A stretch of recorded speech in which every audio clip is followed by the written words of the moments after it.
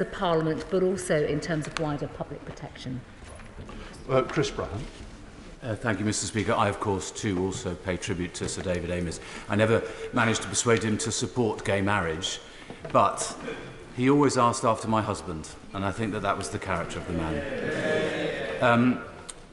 The difficulty is judging what the boundary is between legal and illegal protests, because some people protesting online use vile abuse. They think that that's perfectly justifiable. We seem to have developed a toxic way of doing our politics. How do we simply change that so that we become a bit more like Sir David, and for that matter, a bit more like James? Well, my right honourable friend actually raises, I think, actually something that has just been captured actually by the mood of the nation around the discourse that we have in public life. Now, clearly, the online space, we see far too much cruelty online, and I think all of us have a responsibility and a duty to work together, and I do think working together is part of the solution here. And then, of course, when it comes to this place and to public life and politics, I would use one word, and that is respect. Julian Sterling. Number 2, Mr. Speaker. Mr. Speaker, can I start by associating myself with the remarks of the Home Secretary with regard to James Brokenshire, who I worked with over the last 15 years on all manner of subjects. He was a lovely man and a pleasure to know.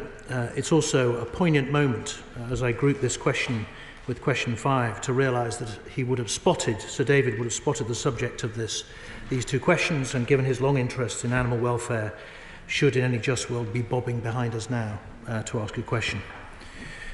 Mr. Speaker, stealing from a pet from its loving owner is a particularly cruel crime, causing heartbreak for families and great distress to the pet. The Home Office is working with the police to ensure pet thefts are recorded in a consistent manner and readily identifiable within Force's information management systems across England and Wales. The Pet Theft Task Force has recently made a series of recommendations which we're considering, and we will introduce a new criminal offence for pet abduction. As well, wasn't it, Minister? Yeah. So, Julian Sterling. Thank you, Mr. Speaker. Can I start by adding my tribute to Sir David? He was dedicated, as the Minister said, dedicated his career for better animal welfare. And I know that this topic was one that was very close to his heart, and he had been lobbying the Minister very hard on.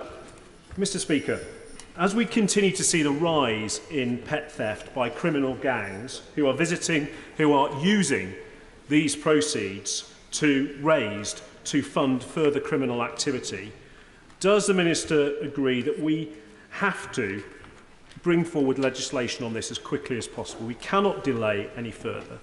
And can the Minister give us a clear timescale on when we're going to see this legislation and we can vote on this important legislation in this House? Well, Mr. Speaker, the honourable gentleman is absolutely right that unfortunately one of the effects of the pandemic, particularly the rise in the value of pets, particularly dogs and cats, who have been happily in demand by many families who look to them for companionship, has brought with it a criminal phenomenon which we need to address. The task force has made a number of recommendations, and while I can't give the honourable gentleman an absolute timetable today, he has our undertaking that we are keen to move as swiftly as possible to give him the opportunity to put this offence on the statute book. Sam Baines. Thank you, Mr. Speaker. I, like other honourable members here, am honoured to ask this question in the memory of Sir David. I met with local residents concerned about pet theft recently in Hanmer, in my constituency in Clwyd South. And what message would the Minister give to those constituents who have been worried about this issue locally? Well, Mr. Speaker, it's typical of the honourable gentleman that he would gather his constituents together to give voice to their concern in this area. I think the message that I would give them is that we recognise their distress and concern. As a dog and a cat owner ourselves, it's inconceivable that our pets might be stolen, and the damage and trauma that would be caused to my family if that awful event were to happen is very keenly in our mind. The policy development work in this particular offence has now begun. And as I said earlier, we hope to bring legislation forward as quickly as possible so that he and the many other members who are very interested in this subject and recognise the distress that's being caused in communities up and down the land by this crime can exercise their free democratic will and put the offence on the statute book. Ian Paisley. Not here. Crispin Blunt. Mr. Speaker, we currently have no plans to reschedule psilocybin to Schedule 2 of the Misuse of Drugs regulations. The Advisory Council on the Misuse of Drugs has recently published Stage 1 of its advice on reducing barriers to research with controlled drugs. We will consider the advice, including its implications for psilocybin, carefully before responding. Crispin Blunt. Thank you, Mr. Speaker. Does my right honourable friend understand the emerging potential of the psychedelic class of drugs with psilocybin to the fore to treat depression, trauma and addiction? Now, some of this science was emerging in the 1960s, before our current drugs laws closed it down. Last year, or in 2019, 90,503 of our fellow citizens were driven to suicide by their depression or trauma, or whose rock bottom in addiction has been death.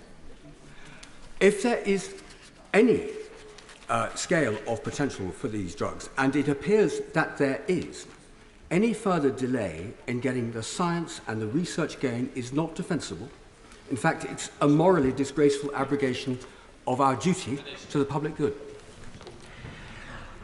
Well, Mr. Speaker, as a founder of the all-party group on life sciences, I am well aware of the potential of any number of compounds to assist us in the constant battle against mental and physical illness, and the need for this country to lead in research that might alleviate the problem not just here but in the rest of the world. But the Honourable Gentleman will know that in particular where it comes to rescheduling of particular compounds, we do so where medicines are approved on the advice of the MRHA and of the ACMD. He will know, for example, that in June last year we did place Epidiolex, which is a cannabis-based medicine used to treat certain forms of epilepsy, in Schedule 5 to the Misuse of Drug regulations, following exactly that sort of advice. There are ongoing trials and research studies into psilocybin taking place into the UK, and while a medicine has yet to be licensed by the MHRA, if and when it is, we will consider rescheduling. Thanks, Mr. Speaker. Just to catch up on what was said there, could the Minister actually tell me what research the UK Government is basing its current policy regarding psilocybin on, and can that research be made available? Well, Mr. Speaker, the research is being undertaken in a number of academic institutions, as far as I'm aware, and I'm happy to dig out the detail of where specifically, I don't have it to hand, it is being researched. But it's worth reinforcing, Mr. Speaker, that the process for the rescheduling compounds is that approval is given for a medicine by the MHRA. Advice is then taken from the ACMD as the rescheduling, as we did do with Epidiolex. And as soon as those medicines are approved by the MHRA for use, I would be happy to consider rescheduling. Drummond. Thank you very much, Mr. Speaker. Question number 6. Mr. Speaker, I would like to associate myself with the comments made by my ministerial front bench colleagues on the sad loss of our dear colleagues. With your permission, I would like to group this question with question 14. And supporting victims of domestic abuse is a government priority. Building on the landmark Domestic Abuse Act and the Tackling Violence Against Women and Girls strategy published this year, we will also publish a dedicated domestic abuse strategy. And this strategy will drive action to prevent offending, support victims, relentlessly pursue perpetrators and strengthen the system as a whole.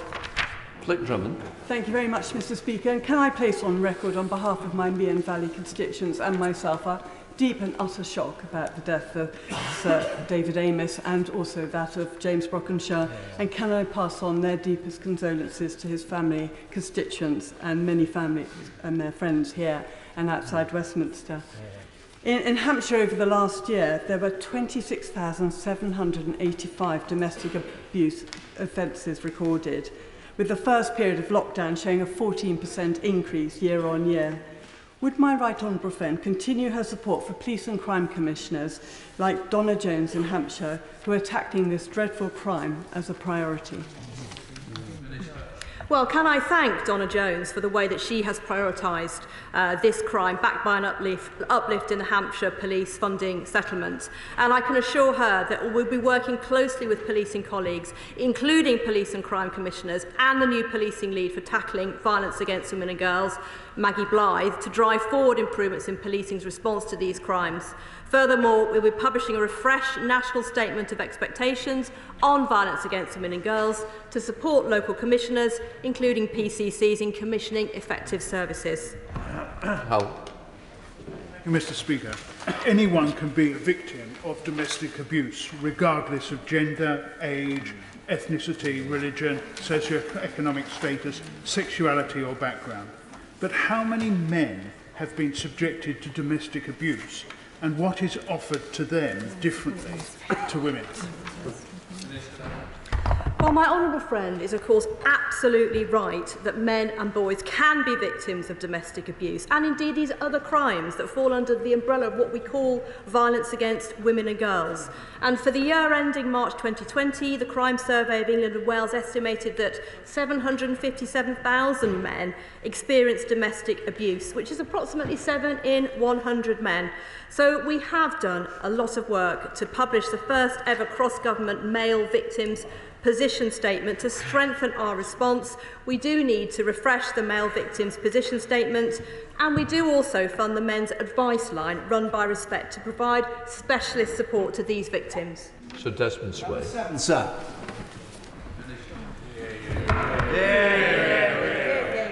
Mr. Speaker, may I also associate myself with the tributes that have been made and will no doubt be made for the rest of the day to both Sir David and to James Brockenshire.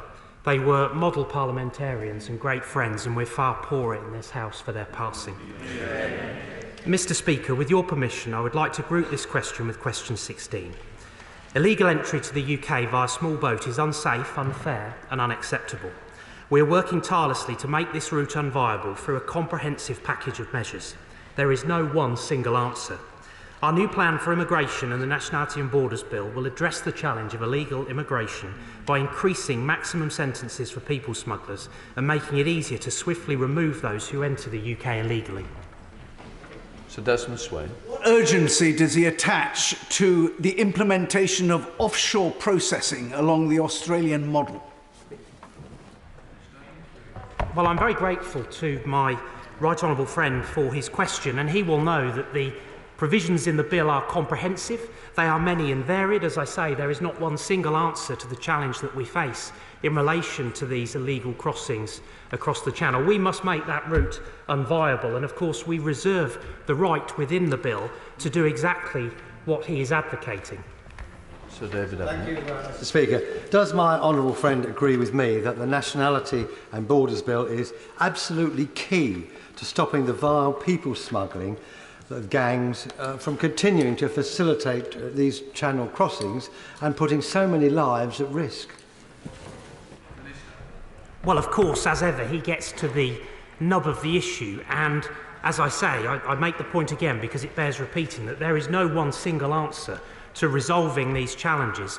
But what we do require in swift order is the measures that are set out in the bill. They're comprehensive, they're there to tackle these dangerous crossings. Of course, we need global assistance as well to help us to achieve this. But what we must do is put these evil criminal gangs out of business once and for all and preserve human life. That's exactly what the measures we're proposing seek to do.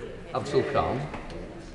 Thank you, Mr. Speaker. I want to add my sincere condolences to Sir David Amess' family and friends. Sir David was kind to everyone in Parliament, and he will be greatly missed. Last week, Sir David and I were part of a parliamentary delegation in Qatar. During the visit, we met the unaccompanied child refugees who had been evacuated from Afghanistan and are now being housed in a temporary accommodation in Qatar. As many as 13 of these children have family members in the UK and are desperate to be reunited with them. Will the Home Secretary now take steps to urgently facilitate the reunion of these children with their families? Well, I'm very grateful to the honourable gentleman for his question, and of course we are working across government on these matters, and I know that there is engagement going on through the Foreign, Commonwealth and Development Office with the authorities that he describes. Of course, we have a proud record, a proud tradition in this country of providing sanctuary for those who find themselves in desperate circumstances. That absolutely continues to be the case. That's a firm commitment that this government has. It's perfectly in line with our proud traditions in this country, and I think people across our country would expect us to continue to do that, and that's exactly what we will do. SM spokesperson Stuart C. MacDonald. Thank you, Mr. Speaker. From me and from my colleagues and from the bottom of our hearts, can we send our deepest condolences to the family, friends and colleagues of both Sir David Amess and James Brokenshire. Hear, hear. It's fair to say that in short everyone knew Sir David and everyone liked and respected him without exception. And in relation to James Brokenshire, I shadowed him as Immigration Minister in my first year in this place, and he made my job 10 times tougher, not only because of his mastery of the brief, but because he too was impossible not to respect until I can will sorely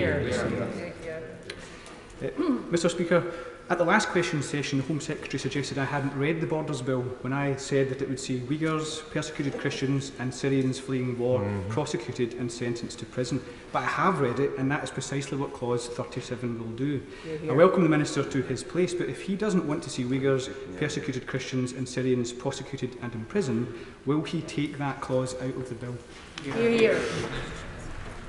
Well, I would expect nothing less from the honourable gentleman, given that we're beginning line-by-line consideration tomorrow in committee, and I've no doubt that he will have studied every single clause very, very carefully and will be interrogating me on each of them.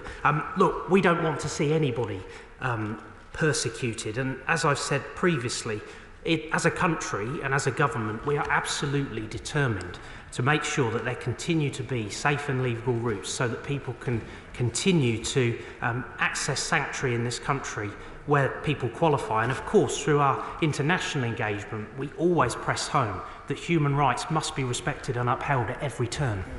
John Barron. Thank you, Mr. Speaker. I very much warmly welcome the Minister and indeed the Government's forthcoming legislation on this issue, but can I urge him to take utmost haste and speed in delivering it to this House for our consideration. The trade, if you like, of human trafficking is a hideous crime. Lives are being lost now. It's making a laughingstock, I would suggest, of the two systems on both sides of the channel. We need to put a stop to this. It should not be beyond the wit of the government that it be so. Well, I'm very grateful to my honourable friend who has consistently been raising these matters, and he is right to say that we want to deliver the provisions of the Nationality and Borders Bill as quickly as possible because we believe that they are fundamental to preventing these dangerous channel crossings as part of an overall package to deliver on that. And I hope that the bill will command support from across the House. He's also right to raise the issue of collaboration with our international partners, and of course the French are integral to that. We have an arrangement with the French. It is bearing results. There is clearly still more to do, but it is the case, Mr. Speaker, that this issue cannot be resolved entirely without that collaboration. Question 8, Mr. Speaker. Mr. Speaker, no illicit drug can be assumed to be safe. McCarthy. Right, I want to echo the tributes, obviously, to Sir David Amess and to James Brokenshire, and my commiserations to their friends and family. Over a single weekend in Bristol this summer, one young person died and 20 others were hospitalised, leading to police warnings about a lethal batch of pills circulating in the city. And it's just not enough for the government to say, don't do drugs. That clearly doesn't work. So will the government work with organisations like In the Loop that do provide testing, or provide its own drugs testing service like the Welsh Government has been doing since 2014? That's the only way that you're going to save lives. Well, Mr. Speaker, we're obviously all distressed to hear the news from Bristol, and any life lost to drugs is obviously to be mourned. Anyone interested in lawfully undertaking activities that include the possession, supply or production of controlled drugs, including in the course of drug testing services, can already apply to the Home Office for a domestic licence when they will be subject to the usual visits and considerations about the activities that they undertake. But I do understand the Honourable Lady's implication that we should look at this subject in the round, and it is our hope that we'll publish a comprehensive cross-government strategy on drugs, as I say, in the round, and their impact and what we can do about them later this year. We now go to Laura Farms. Number 9, Mr Speaker. Cases including the sickening murder of Sarah Everard and the appalling murders of Bieber Henry and Nicole Smallman have caused immense pain and understandably prompted huge concerns. That's why the Home Secretary commissioned an inspection of the police response to violence against women and girls, and we supported the recommendation to appoint a full-time national policing lead to drive forward progress on this hugely important issue. Thank you, Mr Speaker. I also want to extend my deepest sympathies to the families of Sir David Amess and James Brokenshire. Southend has lost 2 sons, and we've lost 2 very special parliamentary colleagues. I'd also like to recognise the work that my right honourable friend, the Home Secretary, has been doing over the last few very challenging weeks, which have had damaging implications for the relationship between the police and the safety of women. Last week, The Times reported that of disciplinary hearings that have been conducted over the last 3 years, over half were held in private and almost no force published the findings. We know how important transparency is when it comes to public confidence, so could my honourable friend say what steps she is taking to ensure that members of the public can see what is going on with their local force? Well, my honourable friend is absolutely right that public confidence in the policing response is vital in tackling violence against women and girls. And I'm determined, as is the Home Secretary, to do all we can to combat these sickening crimes.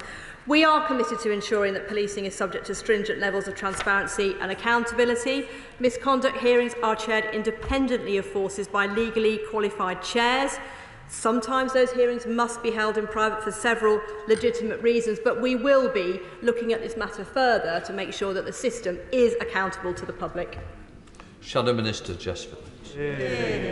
Thank you, Mr Speaker. Obviously, we all on this side of the House wish to be associated with the words of the Home Secretary and send our love and best regards to Sir David's family. He was kind and good, but for me, above all else, he was funny, and he didn't take himself too seriously. And as for James, as the Immigration Minister, he was incredibly approachable and kind, and a good and thorough minister. I wish also just to briefly say, from this side of the House who know how it feels to have someone fall, our love, through you, Mr Speaker, is with all of those friends and colleagues of those who have died. I simply rise to ask the Minister if her department have decided if they are going to implement all the recommendations and the timeframe laid out in Her Majesty's Inspectorate of Policing report last month in order to improve our national response to violence against women and girls. In September, the Minister told this House that the Home Secretary has committed to considering the report's full recommendations and will update Parliament when she has done so. An update on that position would be welcomed. Well, I thank the Honourable Lady for her words just now.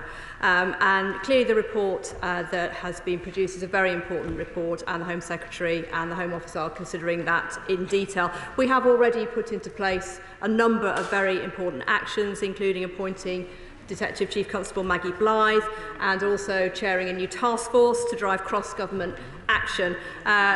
The Home Secretary has also announced an independent inquiry into the issues surrounding Wayne Couzens and wider culture in policing, and she will update the House very soon. Carl Lockhart. Question 10. Thank you, Mr Speaker. When we introduced the new skilled worker visa last year, we broadened the skills threshold from the academically focused graduate level under the previous Tier 2 visa to school leaver level, RQF3, to ensure a wider range of skilled work was recognised. This change means roles such as butcher, farmer and poultry processors qualified for the skilled worker route, allowing recruitment on a global level into them. Carl Lockhart. Thank you, Mr. Speaker, and can I extend my thoughts and prayers to Sir David Amess and James Brokenshire's family, friends, colleagues and staff today, and I trust that I will have the opportunity to speak later further on this matter. Mr. Speaker, I thank the Home Secretary for meeting with myself and party colleagues on this issue just a short number of weeks ago, and for the actions taken since then to alleviate the labour supply pressures. However, I do fear the short window of opportunity being offered will not be enough to attract the necessary workers. Additionally, our farmers, particularly our pig farmers, are in crisis as we speak in this House today. What additional efforts are being made alongside DEFRA to support this industry, meet the pressing demand for labour, with farms backing up with healthy pigs and abattoirs cancelling 25% of their pig slaughter due to staff shortages?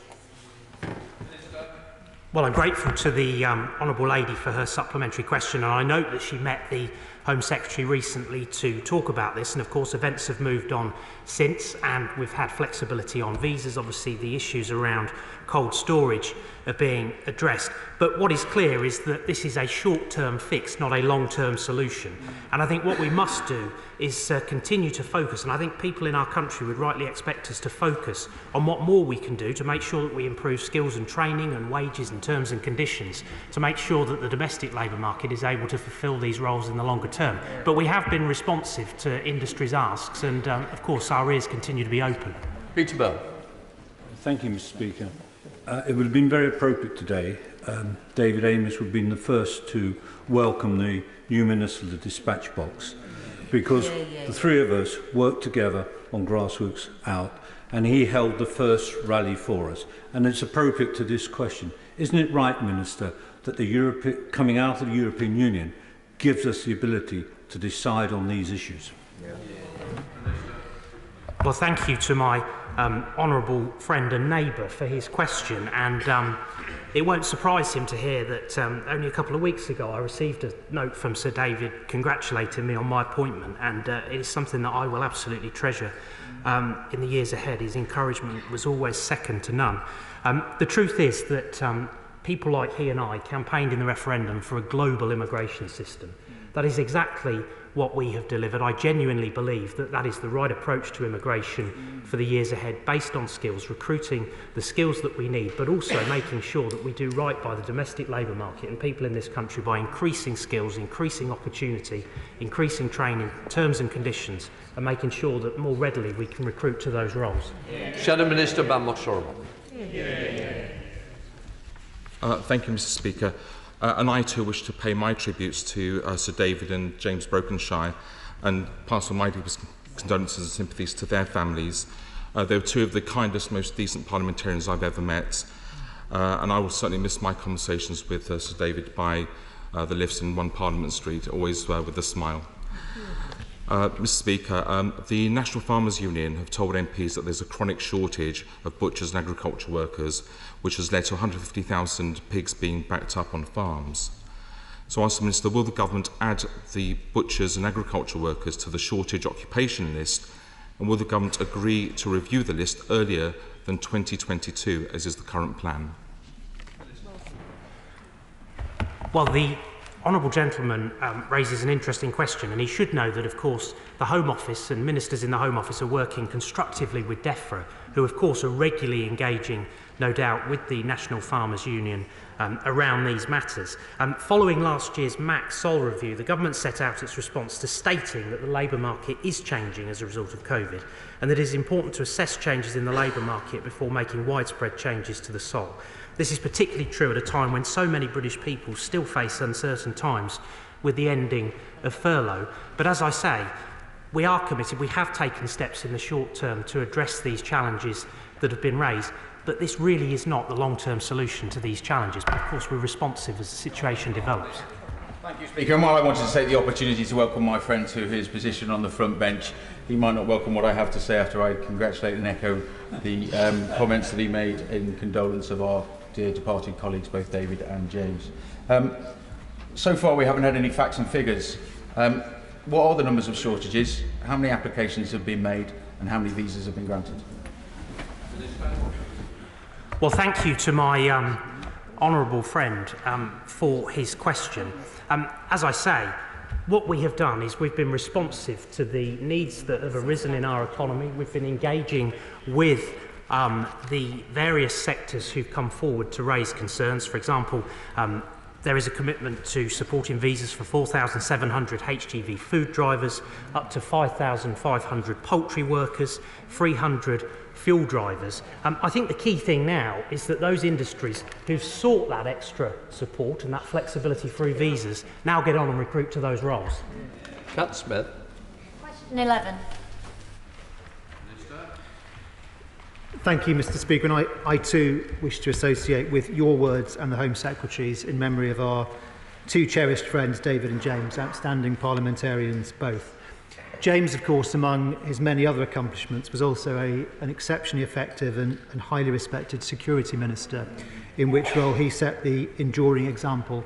And as well as colleagues in this House, he is very much missed by officials in the Home Office and by the agencies and partners with which he worked. Mr. Speaker, online fraud and scams have a devastating impact, and we are taking action to protect the public and make it harder for fraudsters to operate.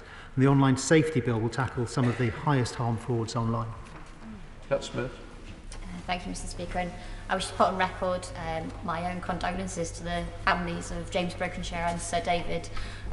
A lot of people have said that Sir David was a good support to new MPs, but he was also a good support to those of us who were doing things for the first time. And indeed, he chaired the first bill committee where I was on the opposition front bench, and he was a great support to me and will be dearly missed from this House.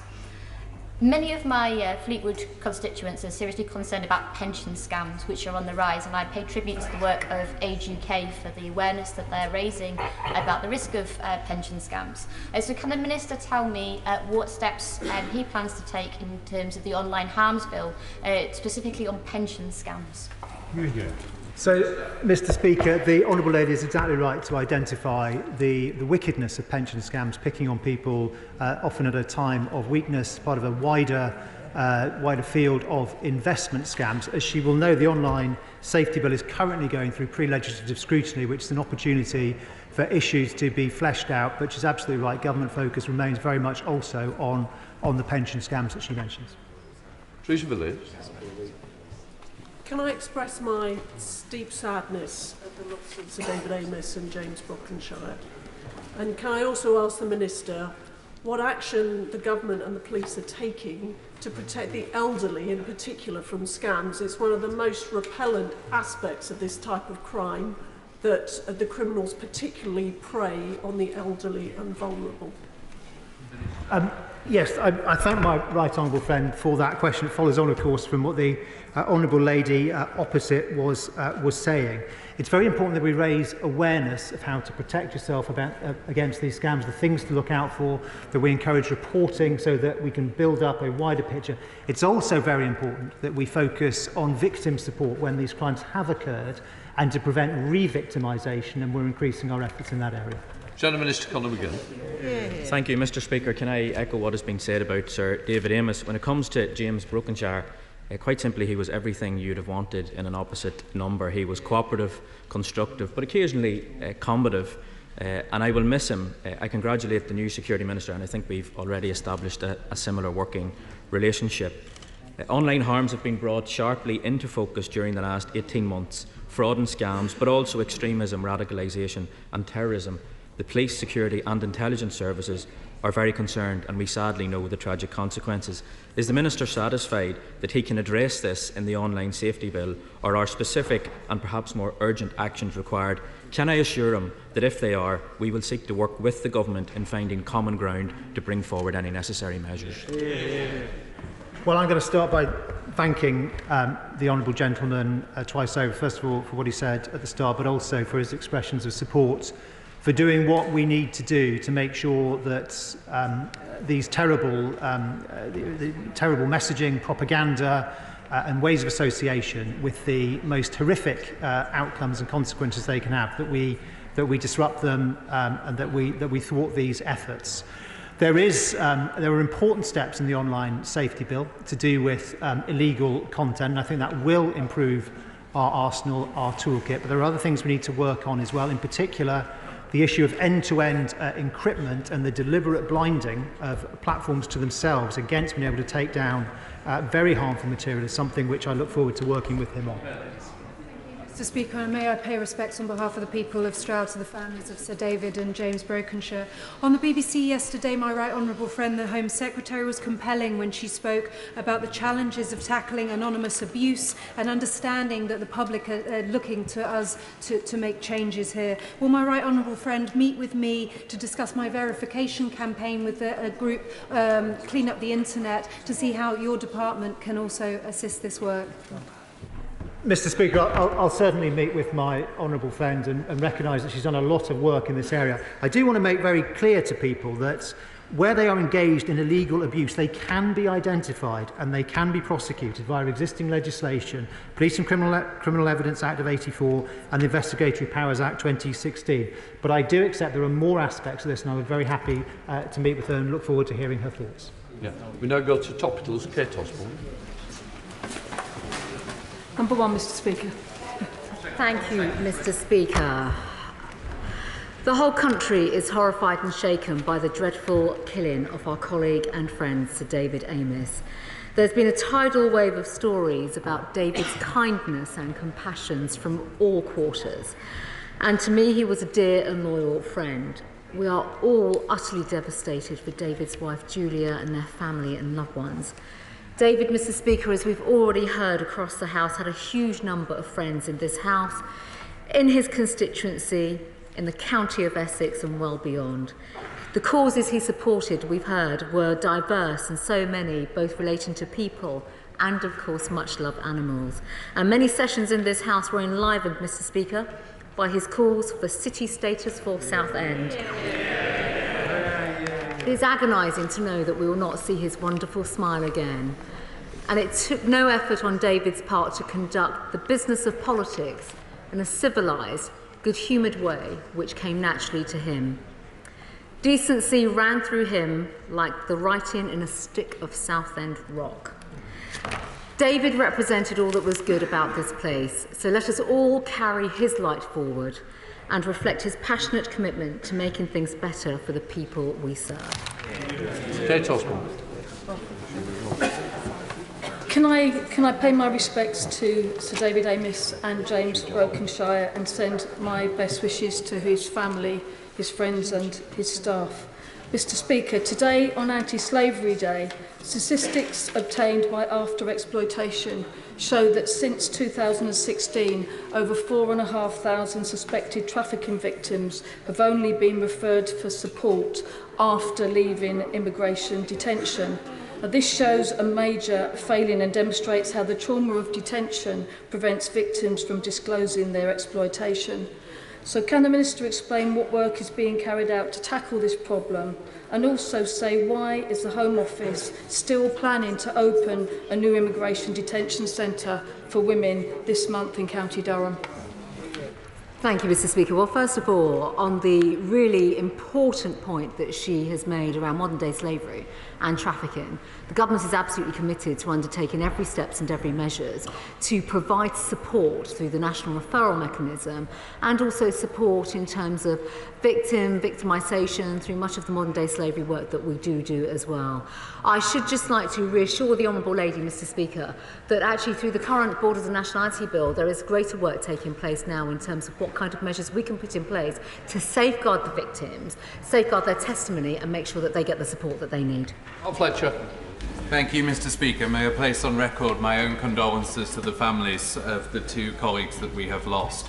I recently undertook resident surveys in Heath and Shirebrook in my constituency, and it showed that there was strong demand for more bobbies on the beat to tackle antisocial behaviour. Can I ask my honourable friend what progress we have made in getting more police on the streets in Derbyshire?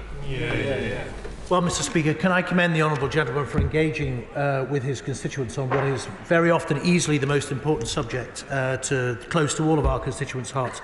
He will be pleased to hear that we are now approaching the halfway mark on our 20,000 extra police officers, which obviously represents a gross recruitment of something over 20,000, and I hope that he will feel the effect of the now well over 100 police officers recruited by Derbyshire Constabulary on the streets of his constituency in the weeks to come.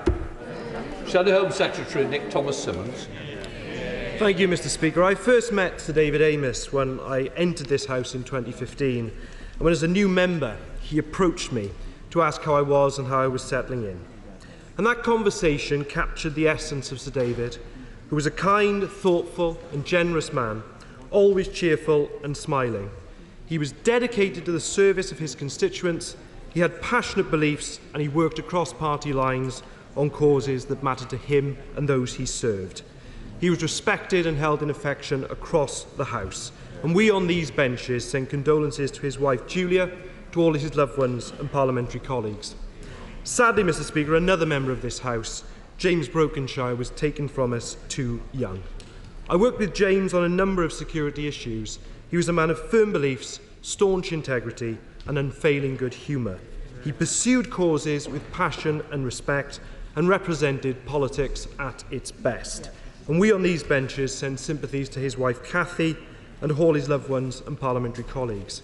I'd also, Mr. Speaker, like to send best wishes to Lynn Owens to thank her for her work as Director General of the National Crime Agency and wish her a swift recovery from her recent surgery. Mr. Speaker, I'm grateful to your office and to the Home Secretary for the work on MP security since the heinous crime that was committed on Friday. But I wonder if the Home Secretary could offer some further details on the review. Can she confirm when the review she announced will be completed and what she will do too to ensure that any recommendations are applied consistently by police forces up and down the country? Well, I thank my right honourable friend, first of all, for his comments regarding Sir David, James and Lynn as well, Lynn Owens. These are important points, obviously, in terms of members' security, which the Speaker and myself have been working on over recent days. And it is absolutely right, I think, for all members of the House to recognise that we want to see consistency across the board when it comes to the safety and security of members of Parliament and our ability to conduct our public duties as democratically elected members of this House.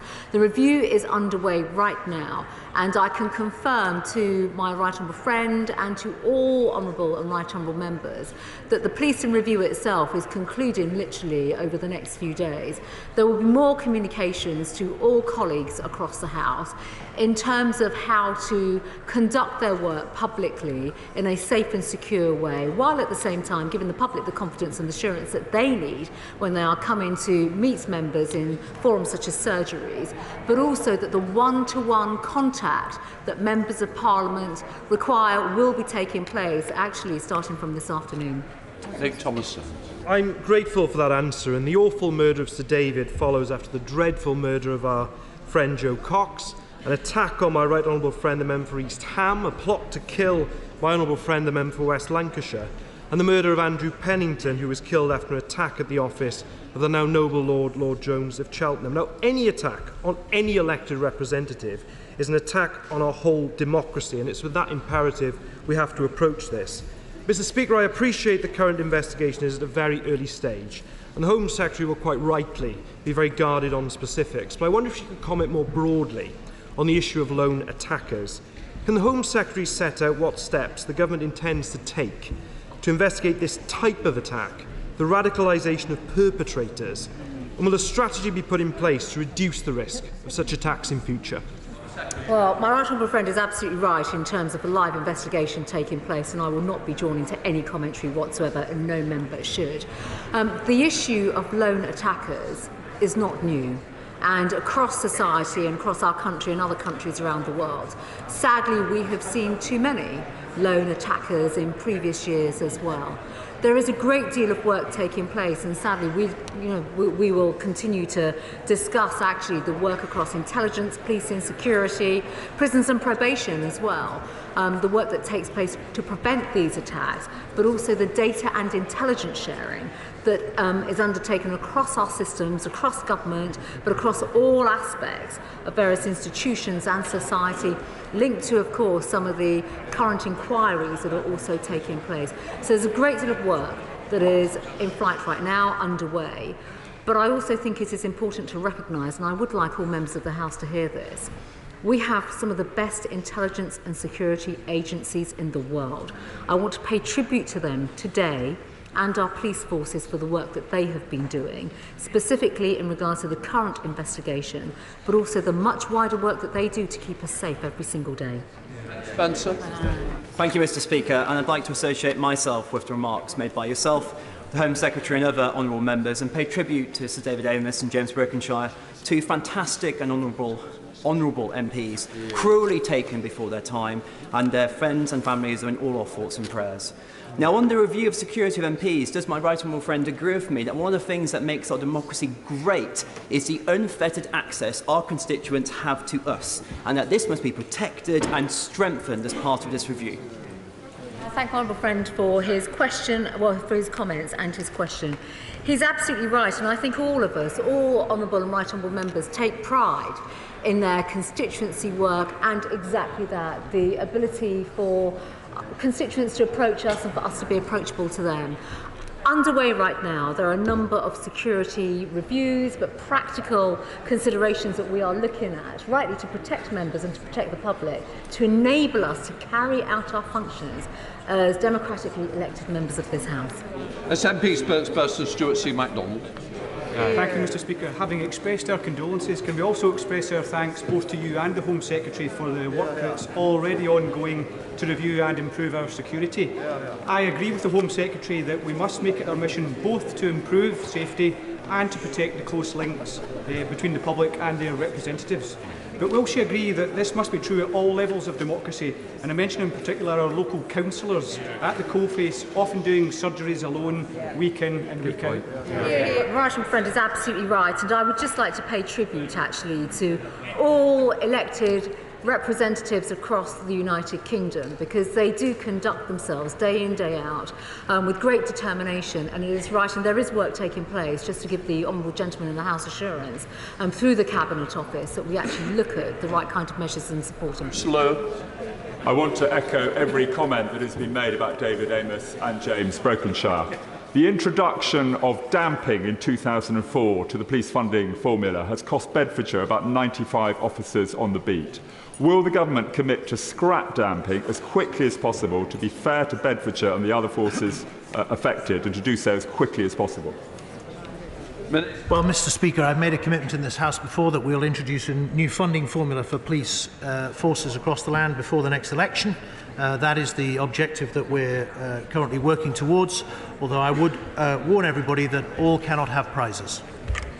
Thank you, Mr. Speaker. On behalf of my constituents and myself, I would like to pass on my deepest condolences to the family of Sir David Amess and James Brokenshire. Mr. Speaker, the Secretary of State will no doubt be aware of the long-running extradition cases of the West Midlands Three, two of whom are my constituents in Coventry North West. These three people are British citizens, and they have endured raids, arrest and imminent threats of extradition. Given that the Crown's lawyers could present no case whatsoever at the extradition proceedings, and the threats of extradition has subsequently been dropped, will the Secretary of State outline exactly what evidence was used to justify these arrests in the first place? And I'm sure the Secretary of State will agree that my constituents deserve clear answers. Speaker, I'd like to speak to the honourable lady separately on this case, if I may, because I didn't fully hear her question, but I will certainly follow up on this extradition. Nigel Mills. Thank you. Can I also extend my condolences to the family and friends of James and Sir David. Over the recess, the Pandora Papers showed that corrupt and criminal money is still making its way into the UK, and yet no unexplained wealth orders have been issued for the last 2 years. Could the Minister ensure that the National Crime Agency has the resources to pursue those orders in any case where they're appropriate? Thank you, Mr. Speaker. And unexplained wealth orders are a very important tool, and yes, we are absolutely making sure the resources are there to support their use. Hang on a bit. Neil Hamby. Oh, not here. Not here. Let's go to Kate Olsen-Moore. Thank you, Mr. Speaker. I would like to extend my condolences to Sir David and to James Brockenshire's family and friends. Is the Secretary of State aware that victims of the Windrush scandal are disproportionately likely to be suffering extreme hardship? Will she publish guidance on its expedition process for claims under the scheme so that those in acute need, such as my constituent, Anthony Bryan, can apply for the expedition? The lady will be well aware of the extensive work that has taken place around the Windrush compensation scheme and the support that we've offered her constituents as well. If she'd like to meet with me to discuss this further, she'd be very welcome to. Karen Bladley. Mr. Speaker, and I refer to my entry in the Register of Members' Interest. Today, Mr. Speaker, we mark Anti-Slavery Day. One of the first people in government to recognise the importance of this issue was our much-missed colleague, James Brokenshire.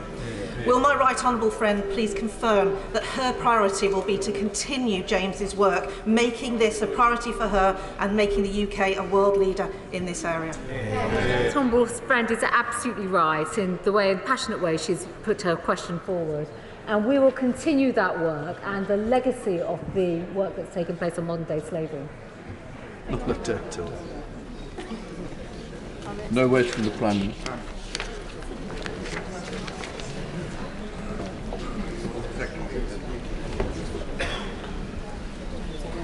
Order. In a moment, I will ask the Prime Minister to move the motion for the adjournment of the House, which will give an opportunity for us to pay tribute to Sir David Amess.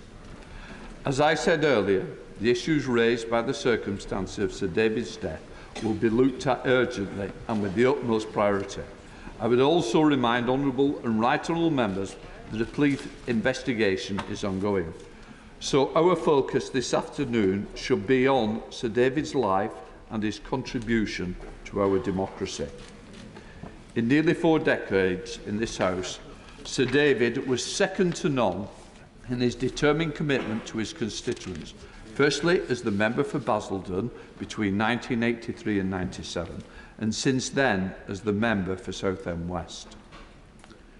He was tireless in making sure the voice of Southend West was heard in this chamber.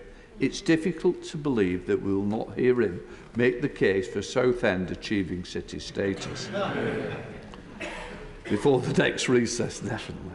He worked equally hard outside of the chamber for his constituents, always going the extra mile to make sure their case was heard and their needs were met. He used his skills as a parliamentarian to pilot numerous pieces of legislation onto the statute books, reflecting his political priorities such as fuel poverty and, of course, animal welfare. He was much more admired as a member of the panel of chairs, respected across this House for his fairness and expertise. I would also like to thank the speakers from around the world who have sent messages of support, including Speaker Pelosi and Speaker Smith of Australia, along with many, many more who wanted to let us know that Congress and the Australian Parliament are thinking of us, David's family, and all at this time. On a personal level, David was a lovely man. He was well liked by members and staff alike, and during his almost 4 decades here, built a reputation for kindness, generosity, sustained by his faith. David was devoted to his family. As much as we will miss a much-loved fellow parliamentarian, the loss felt by David's wife Julia and their children is unimaginable. I know the whole House will want to join me in sending them our deepest condolences. I now call the Prime Minister. Mr. Speaker, I beg to move that this House do now adjourn. The passing of 72 hours has done little to numb the shock and sadness we all felt when we heard of the tragic and senseless death of Sir David Amess. This House has lost a steadfast servant, we've lost a dear friend and colleague, and Julia and her children have lost a loving husband and devoted father.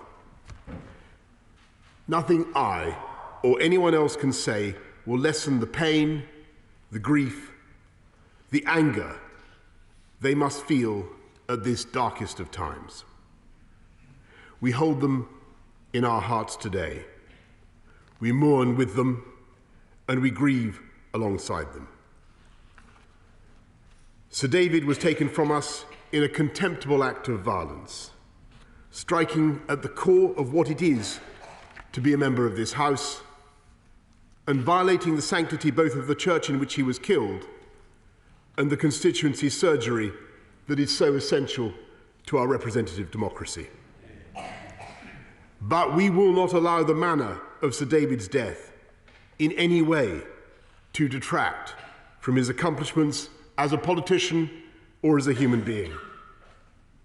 Because Sir David was a patriot who believed passionately in this country, in its people, in its future. He was also one of the nicest, kindest, and most gentle individuals ever to grace these benches. A man who used his decades of experience to offer friendship and support to new members of all parties, whose views often confounded expectation and defied easy stereotype, and who believed not just in pointing out what was wrong with society, but in getting on and doing something about it. It was that determination to make this country a better place that inspired his outstanding record on behalf of the vulnerable and the voiceless. The master of the Private Members Bill and 10-Minute Rule Bill, he passed legislation on subjects as diverse as animal welfare, fuel poverty, and the registration of driving instructors. He was a prodigious campaigner for children with learning disabilities and for women with endometriosis, a condition on which he became an expert after meeting a woman at one of his constituency surgeries. Behind the famous and irresistible beam lay a seasoned campaigner of verve and grit, whether he was demanding freedom for the people of Iran or courting votes in the Westminster Dog of the Year contest, whether he was battling for Brexit or fighting his way to the front of the parliamentary pancake race. And as every member of this House will know, and as you have just confirmed, Mr. Speaker, he never once witnessed any achievement by any resident of Southend that could not somehow be cited in his bid to secure city status for that distinguished town. Highlights of that bulging folder included a world record for playing the most triangles at once, a group of stilt walkers travelling non-stop from the Essex coast to Downing Street, and a visiting foreign dignitary allegedly flouting protocol by saying he liked Southend more than Cleethorpes, Mr. Speaker. A compelling case, Mr. Speaker. And as it is only a short time since Sir David last put that very case to me in this chamber, I am happy to announce that Her Majesty has agreed that Southend will be accorded the city status it so clearly deserves.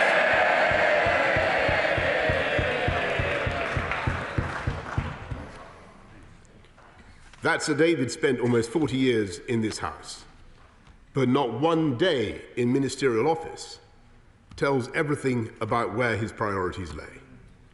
He was not a man in awe of this chamber, nor a man who sought patronage or advancement. He simply wanted to serve the people of Essex, first in Basildon, then in Southend.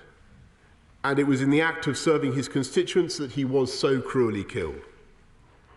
In his recent memoir, Sir David called surgeries a part of the great British tradition of the people openly meeting their elected politicians.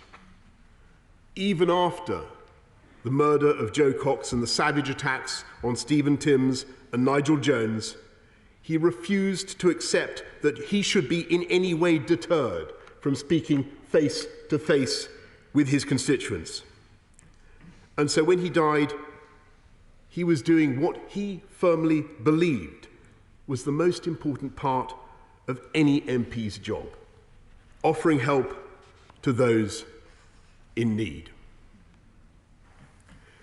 In the awful moments before we knew the full horror of the tragedy, a member of Sir David's Constituency Association, her voice breaking with emotion, told an interviewer that we need him, the country needs him, and we do. This country needs people like Sir David. This House needs people like Sir David, and our politics needs people like Sir David.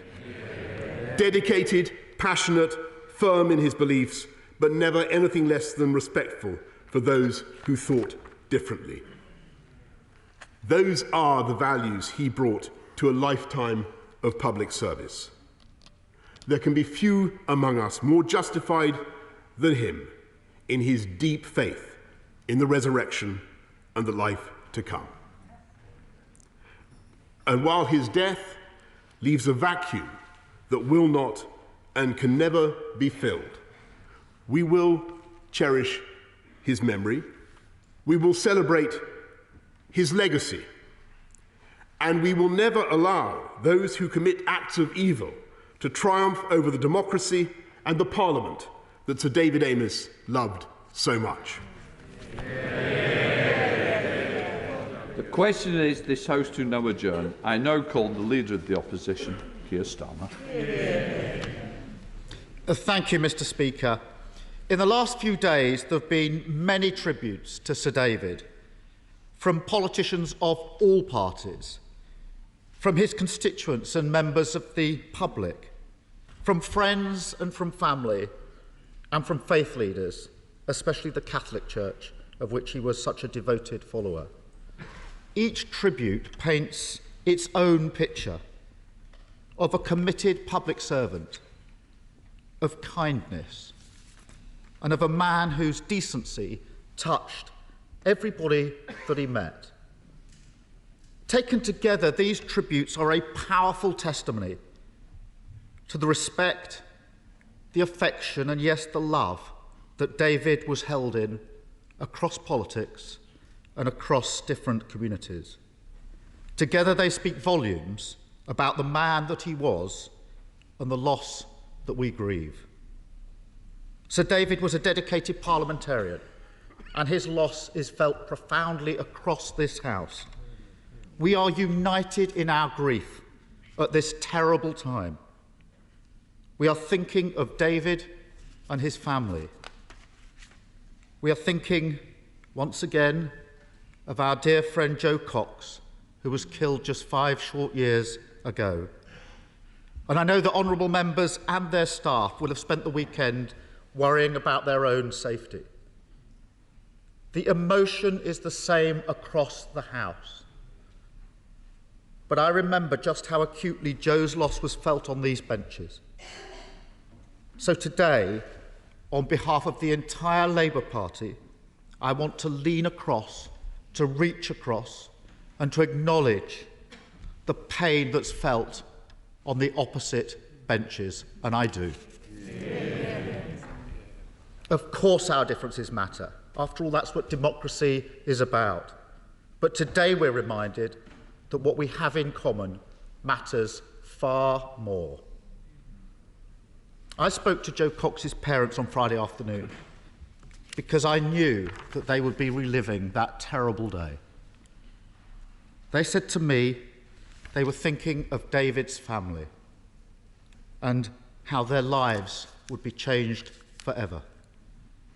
So today, just as the Prime Minister has said, this House holds in our hearts David's wife, Julia, his children, Catherine, David Jr., Sarah, Florence, and Alex, and all of those who loved him.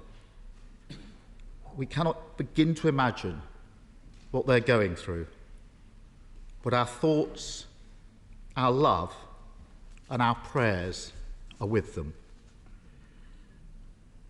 I also thank those who did everything they could to save David's life and our emergency services, who run towards danger to protect us. And I just want to take a moment to think about, for all of us to think about, David's staff and what they must be going through. This Parliament that David loved so much has lost one of its finest advocates. His colleagues have lost a dear friend, and the people of Southend have lost one of their own. Sir David was a dedicated constituency MP.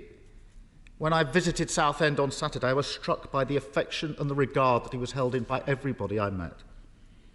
He rejected ministerial office to focus on Southend, and we remember his historic battle to see it given city status. And I'm so pleased at the announcement the Prime Minister has just made. It is a fitting tribute to Sir David's hard work. It really is. Fitting because David delivered on the causes he championed. He cared about them. He passed a bill that forced action on fuel poverty. He paved the way for better standards of fire safety and delivered protections for animal welfare. And no tribute has emerged in recent days that resonates more vividly than that of his former parliamentary staffer, Edward Holmes. As he was in his first job out of university, Holmes forgot to tell Sir David about an urgent call that the then Prime Minister, David Cameron, had made. He said he felt terrified until he finally plucked up the courage to tell David, whose response was typical. "Don't worry about that, Edward." So relaxed was David that Mr. Holmes says he suspects he never actually called the Prime Minister back. That tells of a politician who had his priorities right. One who put his people before his party and his patch before his personal advancement. Even as a political opponent, he was a man and a politician we can all learn so much from. I use that phrase, political opponent, very deliberately, because David held his beliefs passionately, but gently. And I believe that not only can we learn from that, but we have a duty to learn from that. Civility matters, and it matters in politics. We must not lose sight of the fact that David's killing was an act of terror in our country. We can't help today but think of Joe Cox, Andrew Pennington, and PC Keith Palmer, who lost his life defending all of us in this place in 2017. And we thank God that the Honourable Member for East Ham is with us in the chamber today, and that the Honourable Member for West Lancashire's would-be attackers were stopped in their tracks. And I know that politicians across the country, across this House, have their own experiences of threats to their security. Today is a chance to remember David. But in the weeks and days to come, we must confront the threats and violence that everyone faces in acting this country's democracy. It's too early for us to comment on the exact motivations and circumstances of David's killing. But I do want to finish by saying this. A cowardly attack on a public servant doing his job is an attack on our country and on our way of life. A way of life that prizes tolerance, democracy and respect, that accepts our differences but cherishes our commonalities, that refuses to succumb to the poison of extremism. No matter what perverted cause, faith or ideology these attackers support, their intention is always the same: to sow division amongst us. And that's why our response must always be to show that we will never be cowed, that our bonds to one another can never be eroded, that the hatred that took Sir David's life will never win.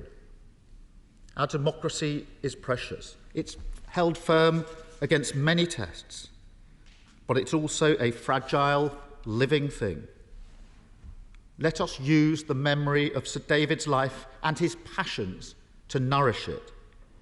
to recommit ourselves in standing for the things that he stood for, the things that extremists will never comprehend, for decency in our disagreements, for kindness in our hearts, for our great democracy, and for the hope that through it we can make our country and our world a better place.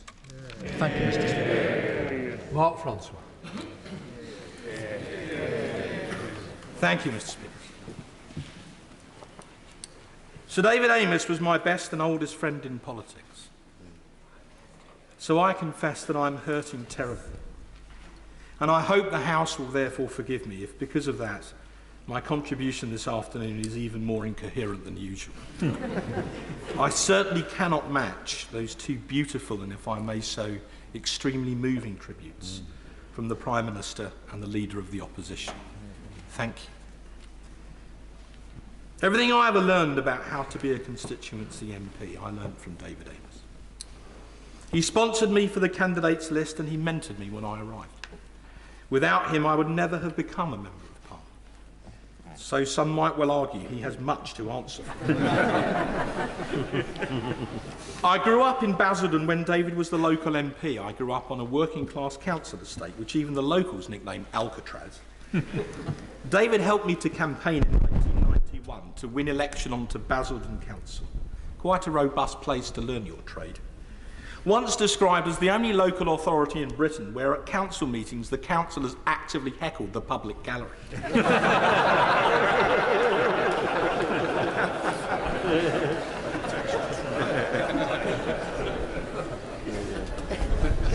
I was there.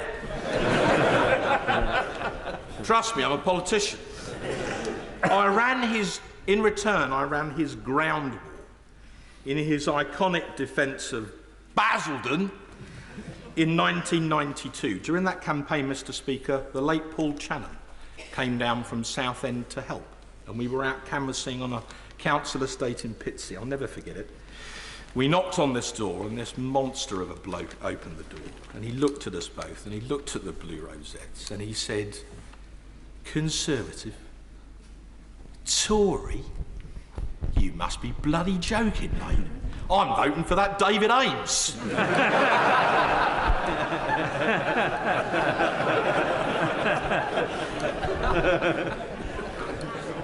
And I said, "I know when I'm beat, sir. Well done."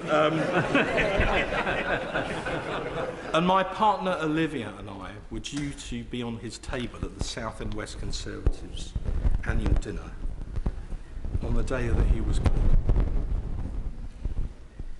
But David is now our fallen comrade, sir. He was a devoted and a loving family man, and our deepest sympathies are with his widow, Lady Julia, and his 5 children, who produced the most amazingly courageous statement yesterday, the essence of which I think was that love must conquer hate. And I'm sure, sir, we all agree with that. He was an animal lover, a patriot, a Thatcherite, a Eurosceptic, a monarchist, and a staunch Roman Catholic, whose faith sustained him throughout his life, and he was a truly great friend in need. I can vouch for that. And a fine parliamentarian. He was probably the best potential father of the House we will now never have. He had a zest for life. He had a joie de vivre. For him, the glass was never half empty. It was 3/4 full. He was a doughty champion for Basildon and then for Southend. So thank you, Prime Minister and Her Majesty and the Privy Council for making Southend a city after all. It was the right thing to do. And our apologies to Cleethorpes.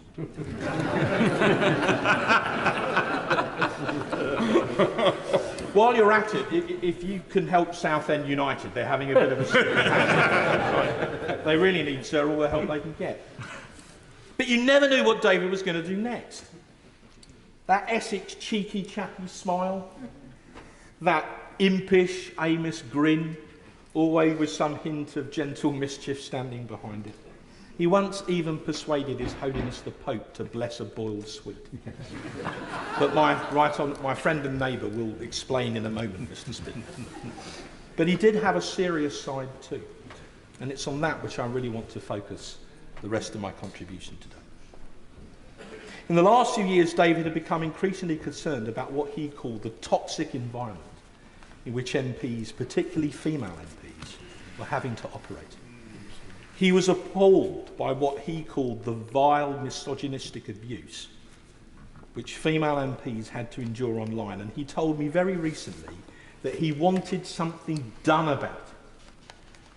3 years ago, 3 years, my right honourable friend for Mid-Bedfordshire wrote a powerful article about this on Conservative Home, in which he quoted the following social media post. I want to see you trapped in a burning car and watch the heat from the flames as they melt the flesh from your face. I ask you, Mr. Speaker, what did she do to ever deserve that? Another fallen comrade, Jo Cox, whose sister now graces this place, said we have more in common than divides us. And I think she was absolutely right. Mr. Speaker, all of us, wherever we come from, came here to try and help people. We may disagree, sometimes passionately, about how best to help people, but surely we can all agree that we came here to try, for which we are now systematically vilified, day after day. And I simply say to you, ladies and gentlemen, that enough is enough. Because we all have absolutely one thing in common. We are legislators. So I humbly suggest, Mr. Speaker, we get on and do some legislating. I suggest that if we want to ensure that our colleague didn't die in vain, we collectively, all of us, pick up the baton, regardless of our party, and take the forthcoming online harms bill and toughen it up markedly. So let's put, if I may be so presumptuous, David's law onto the statute book, the essence of which would be that while people in public life must remain open to legitimate criticism, they can no longer be vilified or their families subject to the most horrendous abuse, especially from people who hide behind a cloak of anonymity, with the connivance of the social media companies for profit. The mood I'm in, Mr. Speaker, I confess I'd like to drag Mark Zuckerberg of Facebook and Jack Dorsey of Twitter to the bar of the House, if necessary kicking and screaming, so they can look us all in the eye and account for their actions, or rather their inactions, which make them even richer than they already are. And let's do that for all of our councillors, who are sick and tired of reading on Facebook after every planning committee the night before that, well, it must have been a brown envelope job. Let's do it for all those other people who hold surgeries, for GPs, who have carried on tending to the sick throughout the pandemic, but who are now being vilified online along with their loyal receptionists and staff just for trying to do their job. And if the social media companies don't want to help us drain the Twitter swamp, then let's compel them to do it by law, because they've had more than enough chances to do it voluntarily. So please bring in this bill, Prime Minister. And if you need any assistance in toughening it up, we're called the backbenchers of the House of Commons, and we're here to help. What better way to ensure that a fine parliamentarian did not die in vain than to enshrine one of his last wishes in legislation forever, for the benefit of all of those in public life? There were many who wished to pay tributes, Mr. Speaker, so I'll end with this. Another thing about David was his legendary timekeeping, or rather the lack of it.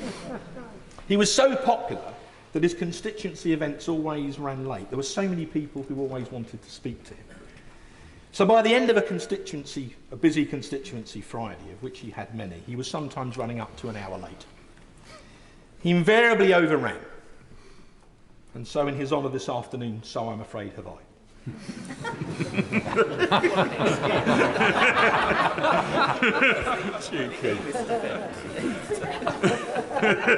Sorry. But because of this wonderful trait, what better fault to have than that? Among some of his closest friends, he was known affectionately as the late Sir David Amess. Well, now he really is the late Sir David Amess, isn't he? But I am absolutely determined, and I ask for your support in this, that he will not have died in vain.